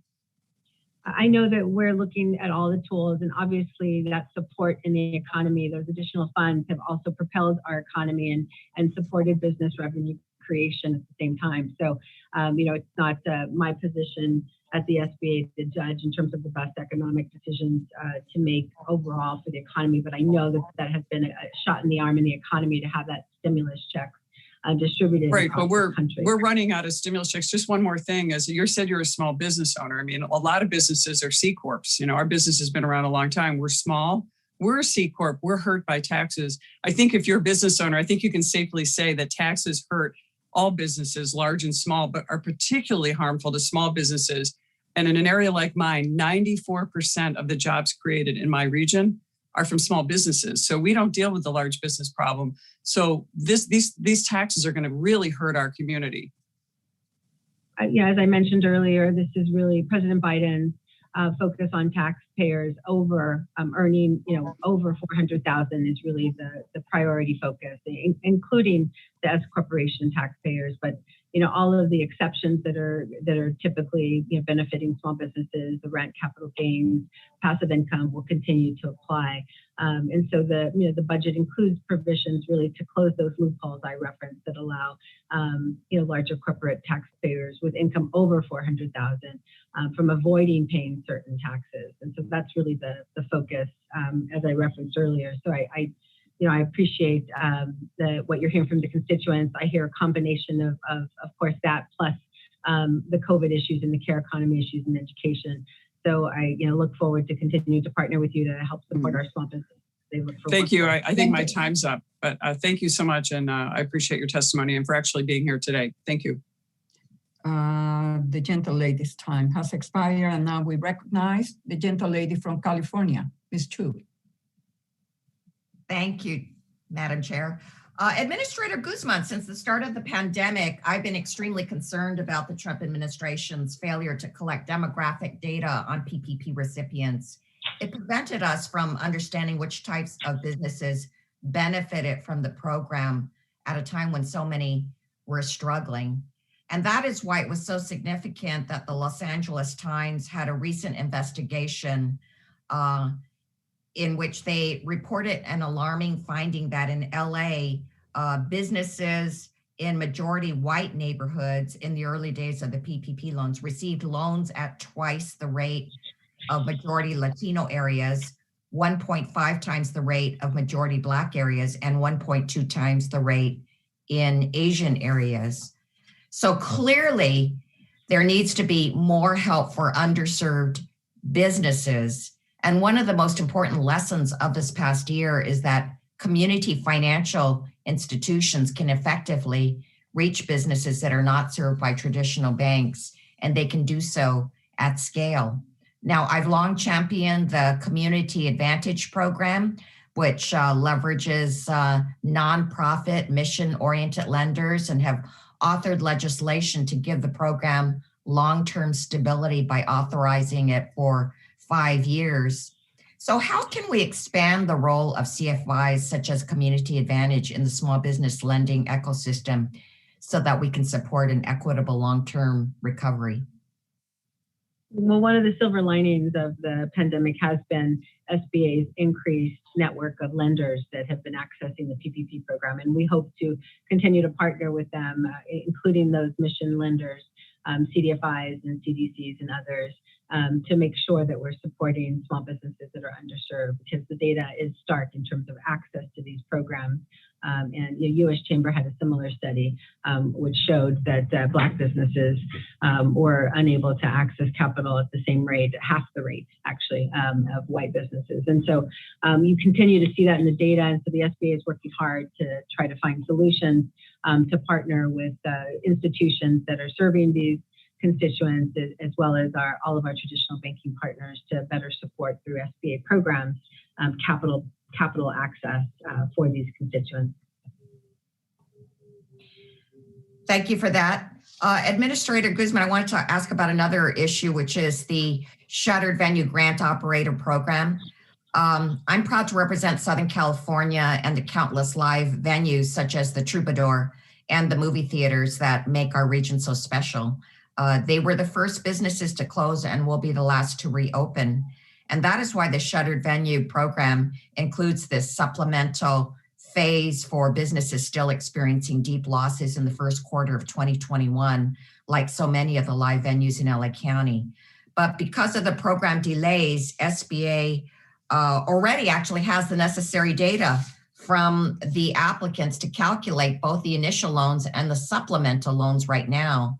So given the delayed implementation of this program, Can you discuss if SBA can help these businesses by automatically calculating and processing the supplemental grant awards to expedite dispersal of these funds? And are there tools that Congress can provide to help you do this? Yeah, I've mentioned before that the Shuttered Venues Operating Grant program was a complex statute that we were implementing, and the program design dictated by statute, obviously had lots of controls for eligibility requirements. There were so many different types of entities that were eligible with very unique requirements under each. And we've worked very closely with our vendor and cross-agency to make sure that we were leveraging technology to the fullest and simplifying processes. And we're continually working through some of those issues to see how we can expedite as we go through in processing, taxes and other issues. And so, while the program has been delayed, I feel confident that we'll continue to start to roll out these funds as we have been doing this week. We appreciate the patience from the industry. Obviously, they don't have time to wait. The rent is due, and other expenses are critical for them. So we are working and take this program very seriously and implementing it as quickly as possible. And so we look forward to any further input that you have specifically with certain venues and how we can improve the experience. Thank you. I yield back. The lady yields back, and now we recognize the gentleman from New York, Mr. Garbarino. Thank you, Chairwoman, and thank you to the ranking member for doing this, and Administrator. We appreciate you being here. I want to echo my colleagues' disappointment in Secretary Yellen's absence today. But I have a question. I've been in Congress. I'm a new member for only a little under 5 months now. And prior to being in Congress, with my law practice and being in the State Assembly in New York, I dealt with SBA, the local offices, and they were very good in answering questions when I dealt with them. But my time now, and I've heard this from other members as well, a lot of questions to your office have gone unanswered or been very delayed if they get an answer. Can you explain what's behind this underwhelming response? And if we can't receive a response directly from you and your team, what recommendations do you have for us to get answers to the questions that we have? It seems like the communication right now between the SBA and members of Congress is very bad. We would like to have something done in a timely manner. How can you help us with this? Yes, and the SBA is working to increase communication. It has increased dramatically in the Biden and Harris administration. And so just to confirm, as I've said, we've had hundreds of briefings. We send out regular reports. And we continue to try to respond to all of these letters as quickly as possible. Understanding, of course, that these requests require career staff time as well as sometimes days to pull these reports, and that's disruptive to the process. Obviously, we're highly impacted by the scale that we've had to reach in order to serve small businesses, which remains a priority. And we will continue to try to get through all of your requests as quickly as possible. So we appreciate your patience. I understand that, and I know you're trying to talk with small businesses, but a lot of small businesses contact us when they have problems with the SBA. So we send questions over. I spoke to the previous administrator, Ms. McMahon, and she told some of us that she prioritized responses to members of Congress where she got back to within several days. Is that something that we can count on your office for, that when a request comes in, when a question comes in from a member of Congress, that we can expect a response from your office within a matter of days? Yes, and unfortunately during disaster, it's a little bit of a different situation because we're so impacted by all these programs, unlike under Administrator McMahon. However, yes, it is a priority. My team knows it's a priority. I think we had COVID all last year. What we've tried to do in the programs is, as I mentioned before, is open up access to some of those portals to our field operations as well. So I'm hoping that, and you're also in touch with our local field office, as they can also help navigate some of these specific issues. But yes, constituent requests, those customer requests, we're trying to open up and access more of our team members to be able to answer questions like this. And so, yes, we will continue to try to work with you to speed that up. I do want to make sure that we'll reach out to you and make sure your staff is in contact with our field office, who has this expanded now access into our portals to be able to understand where loans are in the process. I appreciate that. Thank you. And I have another question. Dealing back with the EIDL program and fraud, the fraud's extremely concerning, the amount of fraud. We know that the SBA's Shuttered Venues Grant program was flagged by serious problems in the beginning. It seems that new reports come out monthly on these programs. In your response to these reports, we know the SBA plans to inquire and implement many of the recommendations that it gets from the SBA Inspector General, that it gets from the Government Accountability Office regarding these relief programs. Out of these recommendations that you've received from the SBA Inspector General and the Government Accountability Office, how many recommendations have you gotten, and how many have you closed out, which means how many have you implemented of those recommendations? Mm-hmm. A lot of the requests too, and a lot of the reports that we're seeing now are unfortunately assessing the portfolio in 2020. And so a lot of the controls were put in place post in 2021. And so unfortunately that's not reflected in a lot of the current reports, but we are working to close out as many of the IG and GAO reports as possible across the board. And my teams are in conference currently. How many? I only have a few times. How many have you closed out your team to date? I believe you've had 32 recommendations, but how many have you closed to date? How many are open? Well, we'll follow up with you to give you that exact number. All right, thank you. I yield back. The gentleman yields back. Now we recognize the gentleman from Pennsylvania, Mr. Evans, for 5 minutes. Thank you, Madam. Thank you, Madam Chair. Madam Administrator, many small businesses in my district, especially minority-owned businesses, are in desperate need of technical assistance. In your testimony, you mentioned that the American Jobs Plan will provide SBA the ability to create a national network of small business innovators and innovative hubs and technical assistance partners to ensure women and veterans and rural businesses basically receive the support they need. Could you please elaborate on this proposal and how it will work in the current resources? Yeah, obviously the SBA has resource partners, our small business development centers, our women's business centers who have expanded recently, including through HBCUs, as well as SCORE. And so, with those resource partners, they play a critical role in helping us reach small businesses. But with the Community Navigator pilot program, we're going to be able to partner more extensively. Resource partners are eligible to apply to that as well, of course.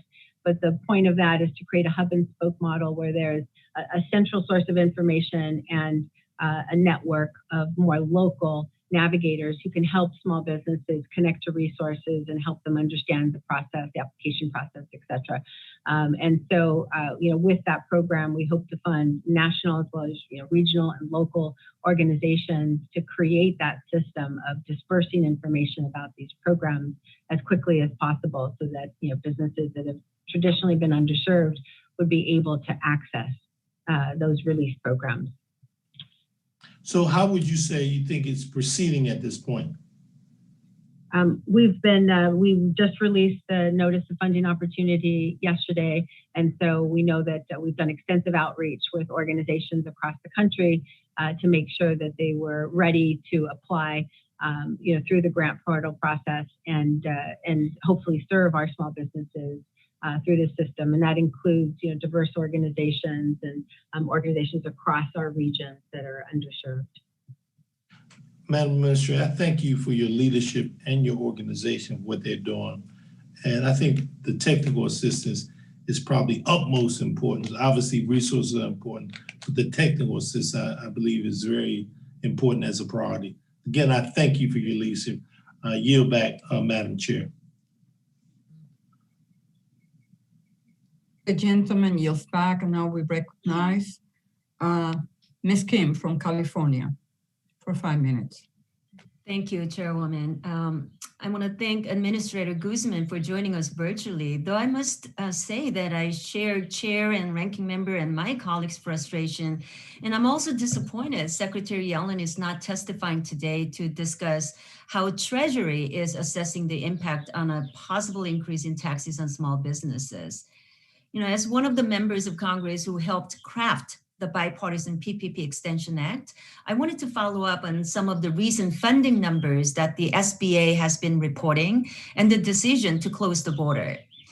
Let's acknowledge that the PPP application window will remain open for CFI lenders. So what specific steps did you take to alert all other lenders that the portal was going to close a few weeks back?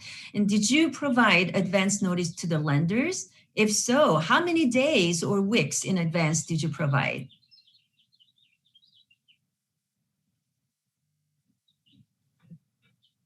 We continue to communicate with the lenders through our portal. That's how we communicate with them regularly in terms of where we're at in the system. Obviously, all the lenders have been tracking closely the funding the remaining funds as we've been walking through this program and reaching the end. So I don't believe it should have come as a complete surprise to many, and we informed them in advance that we were. Right, let me reclaim my time. As a follow-up then, what should lenders do if they have an application with an unknown status? If there are any lenders with hold codes in the system, we're working through those still. Those funds remain for those lending institutions, and their ability to process them remains open. And they have not been shut out from the system.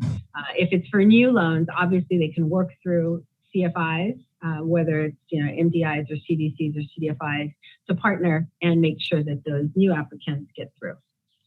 Thank you. The PPP Extension Act also extended application deadline to the end of this month, but it also gave SBA extra 30 days to work through all error code issues for loans currently in the pipeline. So can you please provide us with a detailed response on how you envision the SBA using this 30-day period after the application window closes? So will all eligible applications that clear their error codes be able to proceed? Our goal is to work with all the lending institutions that still intend to move forward on any of their held applications to get them to completion. And so those extra 30 days will be helpful. There is a process in place for SBA to coordinate with the lenders to make sure that any information is cleared, and that the borrower is informed through the lender of any requests for further information to release any of these holds. Okay, thank you. Well, next question. How are the SBA's entrepreneur development programs like SBDC, WBC, VBOC, SCORE administered to avoid duplication and prevent fraud? Across all of our grant programs, obviously we take fraud seriously as well. Our SCORE partners, as well as our SBDCs, WBCs, have very strict, and VBOX have very strict reporting requirements to the agency, and we follow through with audits across the board as well. Okay, well, let me ask one last question here. Are there any current efforts to consolidate programs and resources to make it easier for small businesses to access resources in a one-stop shop? Additionally, what efforts are you taking to combat fraud and protect taxpayer dollars? Mm-hmm. Across our resource partners, obviously, they're all engaged in local ecosystem building to try to support, along with our field offices, small businesses and the support that they need. And so, we believe that the cooperative approach is most valuable to us. And so we make sure that all of our departments are collaborating with these resource partners and have open communication to make sure that they're positioned well to support small businesses. And our field offices are really critical in bringing them all together, and that will apply towards the Community Navigator pilot program as well. We see that all these resource partners have been inundated during COVID and have been contacted by many new businesses for support, and we hope that engagement will continue as we move forward. In terms of fraud controls, or prevention of any misuse of those programs. Again, our grants programs management is positioned with processes to make sure that funds are used and how we intended them to be used to support small businesses with technical assistance. Oh, thank you. I see that my time's up. I'll yield back. Thank you. Has expired. And now we recognize the gentle lady from Pennsylvania, Ms. Houlihan. Thank you, Madam Chair. And thank you all for being here. I have several questions, and my first one has to do with PPP loans and the forgiveness process. Through a bill that I introduced and that was signed into law as part of the economic aid this past December, SBA is now able to provide small businesses that received a loan of $150,000 or less with a streamlined forgiveness process using the 350-08S forgiveness form. This was really a welcome change for small businesses and lenders to be able to streamline the forgiveness process and to make it easier for our smallest businesses to get that relief. However, based on data that was released by the SBA, there still are a substantial number of borrowers who have not yet submitted nor have been approved for forgiveness. And I've heard suggestions from advocates lately that simplifying the forgiveness application and associated requirements for all PPP loans between $150,000 and $2 million would further allow a more streamlined process. And it has also been raised that additional resources may be needed to help the SBA expedite reviews for PPP loans greater than $2 million. So as the agency is beginning to move forward and move their focus from the origination phase to the forgiveness phase, what kind of considerations are being made by you all to ensure that there is an efficient forgiveness process? Do you also feel that raising the current cap on PPP loans eligible for streamlined forgiveness from $150 to $2 million would help you better serve our businesses? Thank you for that. We are looking at best practices in that 150,000 and under range, because clearly that simplicity is beneficial to our small businesses applying.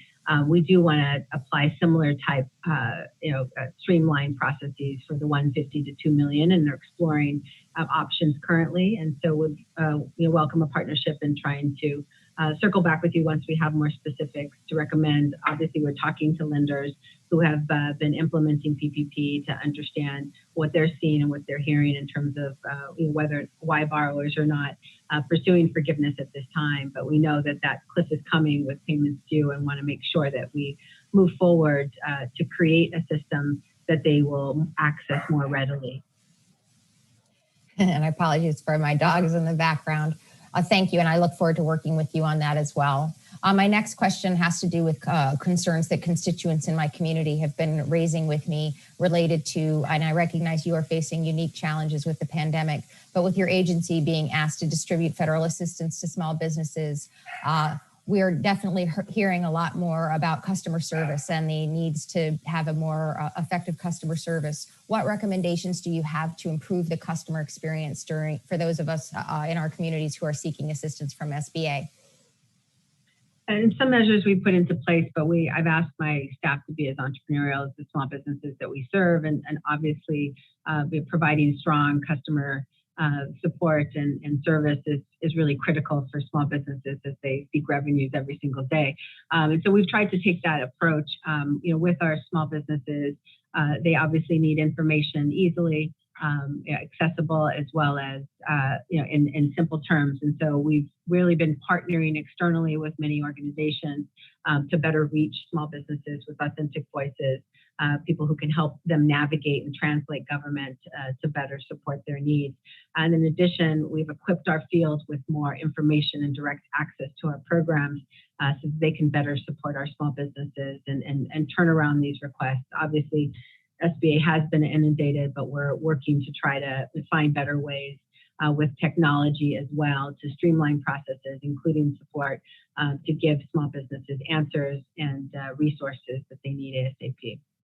And I would look forward to working with you as well on that. It definitely is a trend that, and I understand the volume that you are realizing right now with PPP and EIDL and a number of other large programs that you're implementing, some more successfully than others. But if there's anything that our office or this committee can be doing to help you as you work through what best practices are on customer service, I would welcome that as well. I only have half a minute left. So I guess I would ask how we can be better supporting you on issues of fraud as well. If there's 20 seconds worth of ideas that you might have that we can help on the fraud area, that would be a welcome last couple seconds. SBA is continuing to use resources. We've obviously scaled up on customer service as well as our fraud teams. And so that support, that financial support for extra administrative funds has been helpful for that. And so that continued support will be important going forward. Thank you. I've run out of time and I yield back, Madam Chair. Gentle lady yields back. And now we recognize the gentle lady from Texas, Ms. Van Dyne. Thank you very much, Chairman Velasquez. I very much appreciate the fact that you've called upon and recognized the importance of getting Secretary Yellen here to answer some of these most basic questions. And I hope that we'll continue to push her and make sure that she does have an opportunity to speak directly to our committee. Thank you, Administrator Guzman, for being here today. You've been unable to answer or unprepared to answer a lot of the questions that have been proposed and posed to you by my colleagues, specifically those proposed impacts of the current administration, the impacts of increasing the minimum wage. And are you familiar that NFIB has found that 92% of small business owners felt the wage mandate would harm their businesses? I am familiar. I know as well, though, that there's other studies that show that there's other factors that are impacting the workforce and small businesses' ability to hire. Oh, without a doubt. I mean, including the enhanced unemployment benefits. I was surprised when you said that you hadn't heard that so much, that what you had heard from small business owners was their questioning of coming back in a safe environment. I think Congresswoman Tinney was very clear that they have purchased and invested a lot of money into ways of making sure that they're coming back in a safe environment. So, not being very clear about the unenhanced unemployment benefits and the effects that that's having on small businesses. The increase on capital gains and the effects that will have on small businesses, you've been unable to answer. And quite frankly, not having any information about what the increase in the corporate tax rate would have on small businesses, not just on the direct costs, but on the indirect costs. For example, increases in utility rates. Administrator Guzman, you are charged with running the Small Business Administration that was created to aid, counsel, assist, and protect small businesses. And yet you're not aware of many of the proposed increases and tax consequences that will directly affect small businesses that are coming out of this administration. I guess my question is, if you are not aware of the effects and the impacts of these policies that are coming down the Biden administration, who's advising the administration for small businesses? Well, I mean, I know that, as we've discussed this before, I've said that President Biden's plan is really focused on closing those loopholes for the larger corporations. And I will submit that. I give back my time. I disagree. It's not just, it's what it may be focused, but they're increasing the corporate tax rate. When asked, will that affect small businesses? What was your answer?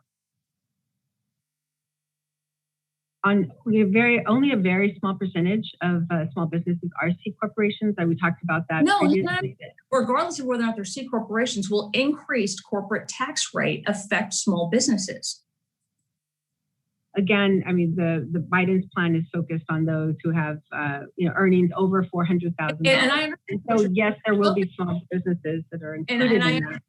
If the gentle lady please allow the witness to answer the questions. If she answers the questions, I would really appreciate it. Look, I mean, the bottom line is that, there are important provisions. President Biden has pledged to not increase taxes on taxpayers earning less than $400,000, and including S corporation taxpayers. All of the exceptions, as I said. I would really appreciate it if you would answer the question: what would be the impact?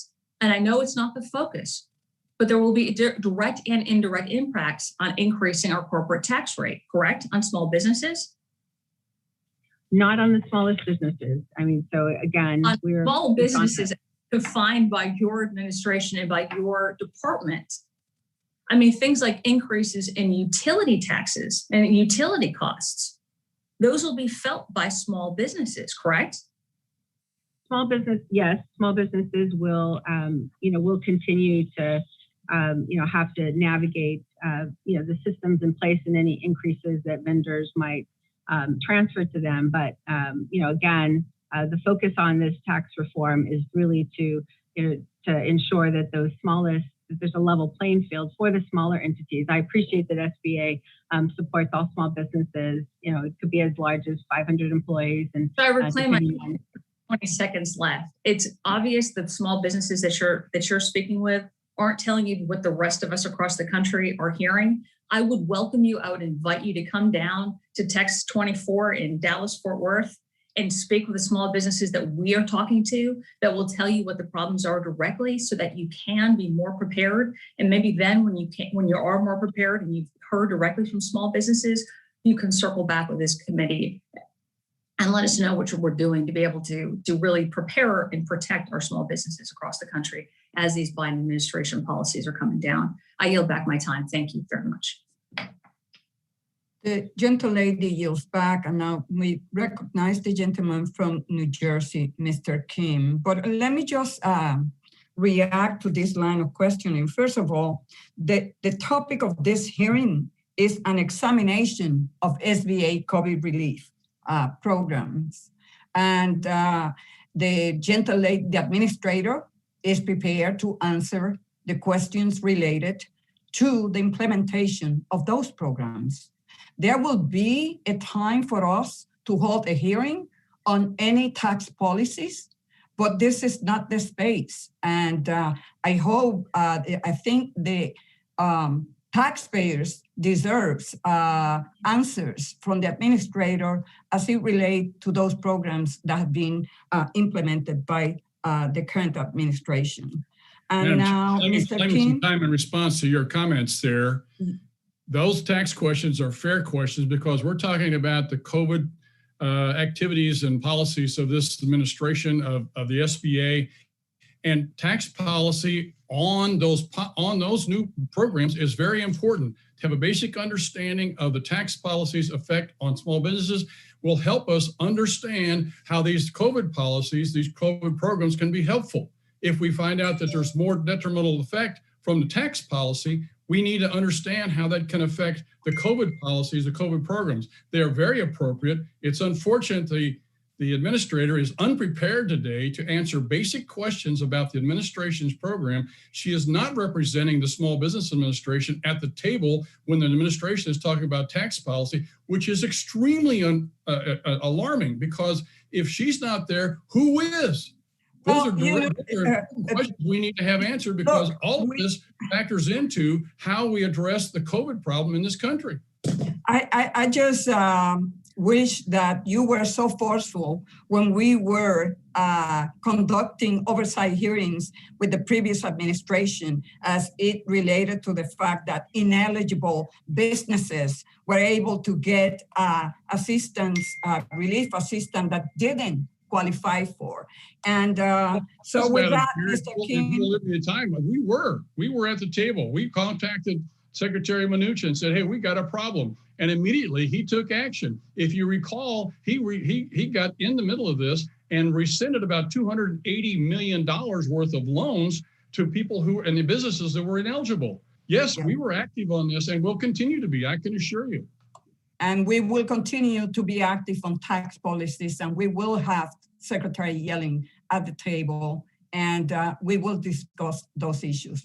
But to be fair to the witness, the topic today is related to COVID-19 programs. Mr. Kim, now you recognize for 5 minutes. Thank you, Chairwoman and Administrator Guzman. Thank you for taking some time to be able to come before our committee. I've been on this committee since my time in Congress, and we certainly are trying to maintain the tradition of bipartisanship on this committee. This recognition that both parties are trying to do what they can to be able to support our small business. That's the reason why I wanted to stay on this committee, because I felt like it was one of the few places in the last Congress where we were able to talk with each other civilly, with respect, and talk through a shared problem that we face with small businesses going through some of the toughest challenges in modern history. And I know you have a lot on your plate, and SBA has been working hard to be able to do this. Some places where it has not performed the way that I'd like, but other places where I understand that it's been a tough go. And one place I want to just kind of hone in on is about the Restaurant Revitalization Fund.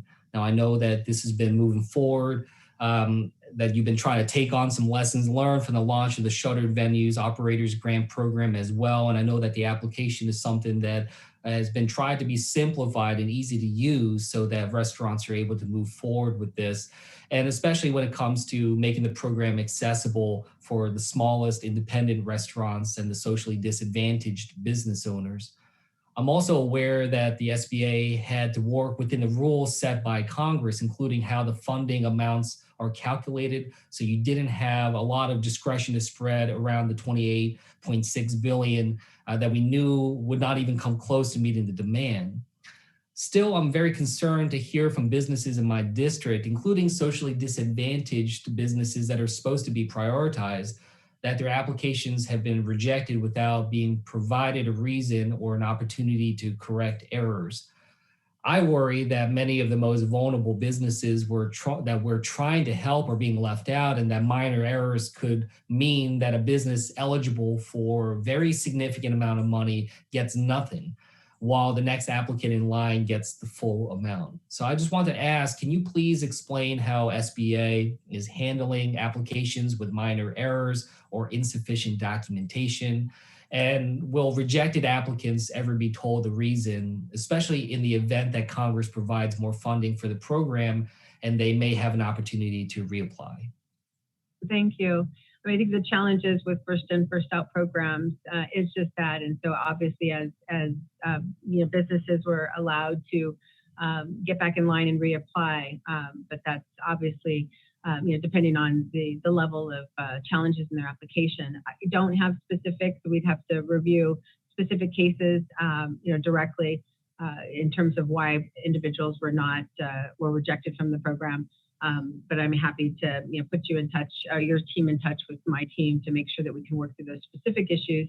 But SBA, will be developing, processes for businesses, if assuming that there's additional funds put in place for businesses to reapply into the future. Well, I appreciate your willingness to help out, but what I just want to emphasize again, if you can kind of take it back to your team, is about just that feedback. When the businesses don't know what it is that has gone wrong, why it is that they're not being accepted. And, we hear that from that kind of breakdown there in the communication. We hear that also with, the PPP, for instance. I know you addressed this to a point, but, I've also heard from these panicked business owners waiting for PPP loans when they receive a notice that, SBA will remove all loans, not approved a further research status from their origination platform by 5 p.m. on May 17th. That's something that they've received that notice. They get very panicked about it. And, we're told that, before that no applications were purged. I get it. But, when we're looking at this, Congress has approved more than $800 billion for the PPP program, which is funded more than, 11.6 million loans. The program has become a crucial lifeline for small businesses, but what we're trying to figure out is, how is SBA addressing the confusion caused by that notice, and how are we working to resolve these remaining hold codes, complete all pending applications, and utilize the remaining amount before June 30th? So this is just something that I'm continuing to hear as their problem. Yeah, and we did definitely notice the banks so that they could take action, as all of those hold codes were a minimum over 30 days, some cases over 90 days. And so they needed to take action on those loans. We did not remove them from the system in any way. And so they can continue to work through those issues with the SBA if those were actual pending loans that they intended to take action on. So, I definitely appreciate that we need to have more communication. That is a goal as we continue to look through improvements in the program. And so I will take it back with my team and see how we can improve that transparency as we move forward without just letting them know, just communicating what they need to do to resolve it. That's really what it comes down to. Time has expired. Now we recognize the gentleman from Florida, Mr. Donalds. Thank you, Chairwoman, Ranking Member, for this, this actually quite lively committee. You know, first of all, Administrator Guzman, I'll tell you, having coached young kids, I always tell them the number one ability is availability. So I want to thank you for making yourself available. It's unfortunate that Secretary Yellen does not know that the best ability is availability, and so she needs to be here to answer these questions. I'll tell you, Administrator, I mean, I get it, why you can't, frankly, keep it 100 with the American people about President Biden's tax policies and other economic policies, because you'd be in trouble with your boss. So I understand why you can't, be 100 about those things. But what most people don't know is that my career was actually as a bank underwriter, as a credit loan underwriter for many years. So I underwrote small business loans. And I'll tell you 100% that increases in the corporate tax rate, increases in the capital gains rate are going to affect small businesses, whether you are a C Corp or a pass-through S Corp. Simply because that's what happens with increased taxes. Either it's going to hurt them directly on their bottom line, or it's going to hurt the people that they do business with, that it's going to impact them as well. So just for the record, as somebody who's actually been a lender that's dealt with SBA from the front lines, I will tell you point blank, increased tax policy is going to hurt small businesses across the United States. That being said, I know that in the last spending bill that was passed in Congress, there was a change to PPP, which expanded the ability for nonprofits, specifically large nonprofits, to access PPP loans. One of the concerns by myself and other members of the committee was that nonprofits like Planned Parenthood and their affiliates will be able to gain access to the PPP program. To this point, has any nonprofit like Planned Parenthood or their affiliates received PPP loans? It's the SBA's long-standing policy not to comment on specific borrowers, but yes, there have been over 80,000 nonprofits who have accessed this system. Is there ability for this committee to be able to get an understanding of what nonprofits have gained access? Can you provide that to us? We have provided specific reports of all the loans, and so that information is readily available to you if you were to search through the system, yes. All right, we'll definitely make sure your team has it. We'll make sure we definitely look into that. Real quick, I want to piggyback over something that the ranking member was talking about in the EIDL program. You said that it's really not something that frontline lenders want to do, is get involved in the EIDL program. It's not really in their incentive base to do so. Have you guys actually itemized or estimated the amount of total fraud in the EIDL program to this point? There have been estimates from the IG, and we are still working through. I mean, as an example. But real quick, because I got 2 minutes. So what's that number? What's that number? Can you tell us? As an example, on identity theft, it's less than 1% of actual cases. But we continue to work through all those flagged issues with the IG. And how much money are we talking about? Give me dollars and cents. I like percentages too, but dollars and cents, how much are we talking about? Mm-hmm. We don't have final numbers in terms of the total fraud picture yet as we continue to investigate. Let me answer this question. Do you think it would probably be cheaper for the United States taxpayer to incentivize lending institutions to administer EIDL as opposed to paying out money in fraudulent means? That we'd have to work through that together. So I welcome an opportunity. All right, quick question. I mean, you're the administrator now. Don't you think that's a worthwhile calculation to perform? Once we get the final calculation of what the actual fraud is on the program, especially knowing that we've implemented new controls going forward that were not allowed in previous year, then of course we can look at that trend. All right, real quick. Last thing I want to ask you about is there's also been a point in this committee that under Administrator McMahon, the response time from SBA was actually very, very prompt, even though they were still trying to dig out new information. You're the administrator now, so quick, what changed? Why have we gone from quick response times to very slow or non-existent response times? I don't know what Administrator Carranza's response times were during disaster, but obviously the team is highly impacted in terms of their ability to respond quickly as possible. We have those. But Administrator, the pandemic was last year too, and the pandemic is ending this year. So I'm trying to understand what's the difference in response time between last year and this year. My understanding is that the comparison between previous administration, Administrator Carranza, who was in position during COVID, versus my time here is that we've been very transparent. We've tried to respond as quickly as possible, and by expediting these briefings, live briefings, as well as reports that we've been sharing with you, that has, in addition, provided you with more information than in the previous time. All right, I yield back. Expired. Now we recognize the gentle lady from Minnesota, Ms. Craig. Thank you so much, Chairwoman Velasquez. And I'd like, thank you for being here, Administrator Guzman. For the record, I think you are exactly the right person to be testifying as a witness in front of us today about the SBA's COVID relief program, since you are the administrator of the Small Business Administration. So, you know, I want to thank you and everyone at the SBA. And I'd like to thank those who worked in the previous administration with the Small Business Administration, because it's all of your hard work over the last year, obviously, in implementing the various, mostly bipartisan programs that this committee approved in the last Congress. It was an extraordinary challenge during a public health crisis. And at the end of the day, we're here to make sure that as many of our small businesses as possible can get through this crisis. And of course, we're going to learn as we go in a public health emergency. So shame on anybody here today who would turn this into a partisan exercise. I especially want to commend the administrator on the creation and implementation of the Restaurant Revitalization Fund. In fact, I would like to thank my colleagues from across the aisle for those of you who supported that. I've been a proud advocate of this program since the Restaurants Act was introduced in the last Congress, and I was incredibly pleased to see this get across the finish line when it was included in the American Rescue Plan. Just last week, I heard from one of my constituents, the owner of Tawakol Restaurant located in the great city of Burnsville, who told me that they have already received financial assistance from the RRF.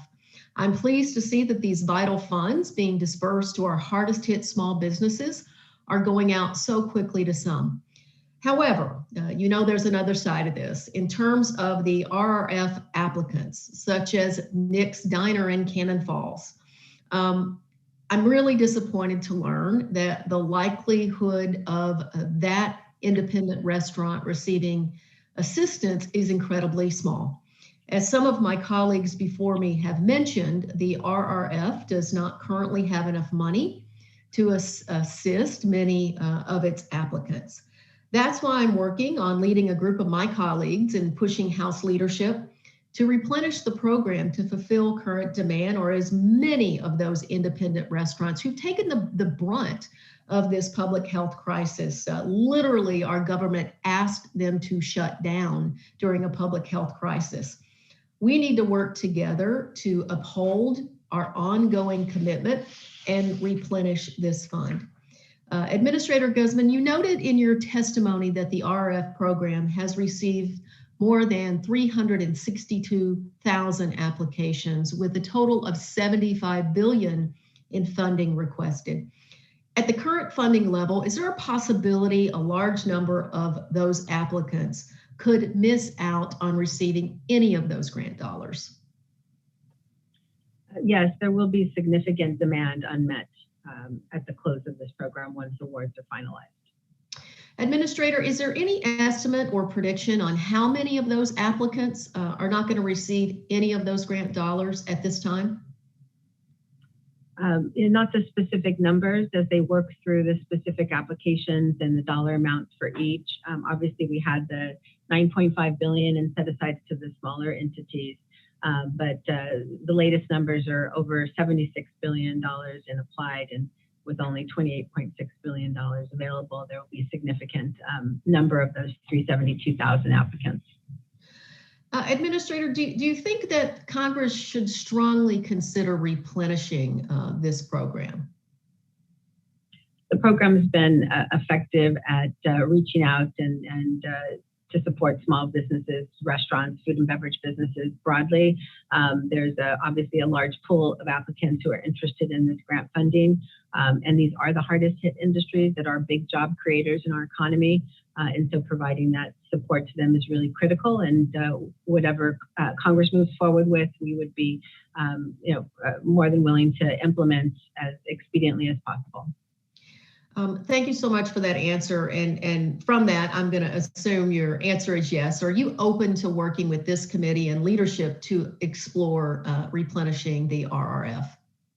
We would be happy to collaborate and provide any information and intel that can better inform that decision. Yes. Thank you so much. And I yield back. The gentlelady yields back. Again, Administrator Guzman, thank you so much for joining us today. We appreciate your testimony and your service to our nation's small businesses. I am also grateful for SBA's responsiveness, the increased level of transparency and receptiveness for information has not gone unnoticed. I commend you for being more forthcoming with this committee. With that said, you have taken over the helm of SBA as one of the most critical times in its history, and the road to recovery will be a long and winding one for small businesses. Your testimony has also given us much to think about and a look at the obstacles that small business relief programs face. It is important to remember that no program is perfect, and we must help them operate as effectively as possible. This hearing has made clear that there is much work to be done, and I look forward to partnering with you on all these efforts. I welcome your continued engagement, particularly as we look to reauthorize the SBIR, STTR programs. I would ask unanimous consent that members have 5 legislative days to submit statement and supporting materials for the record. Without objection, so ordered, and if there is no further business to come before the committee, we are adjourned. Thank you.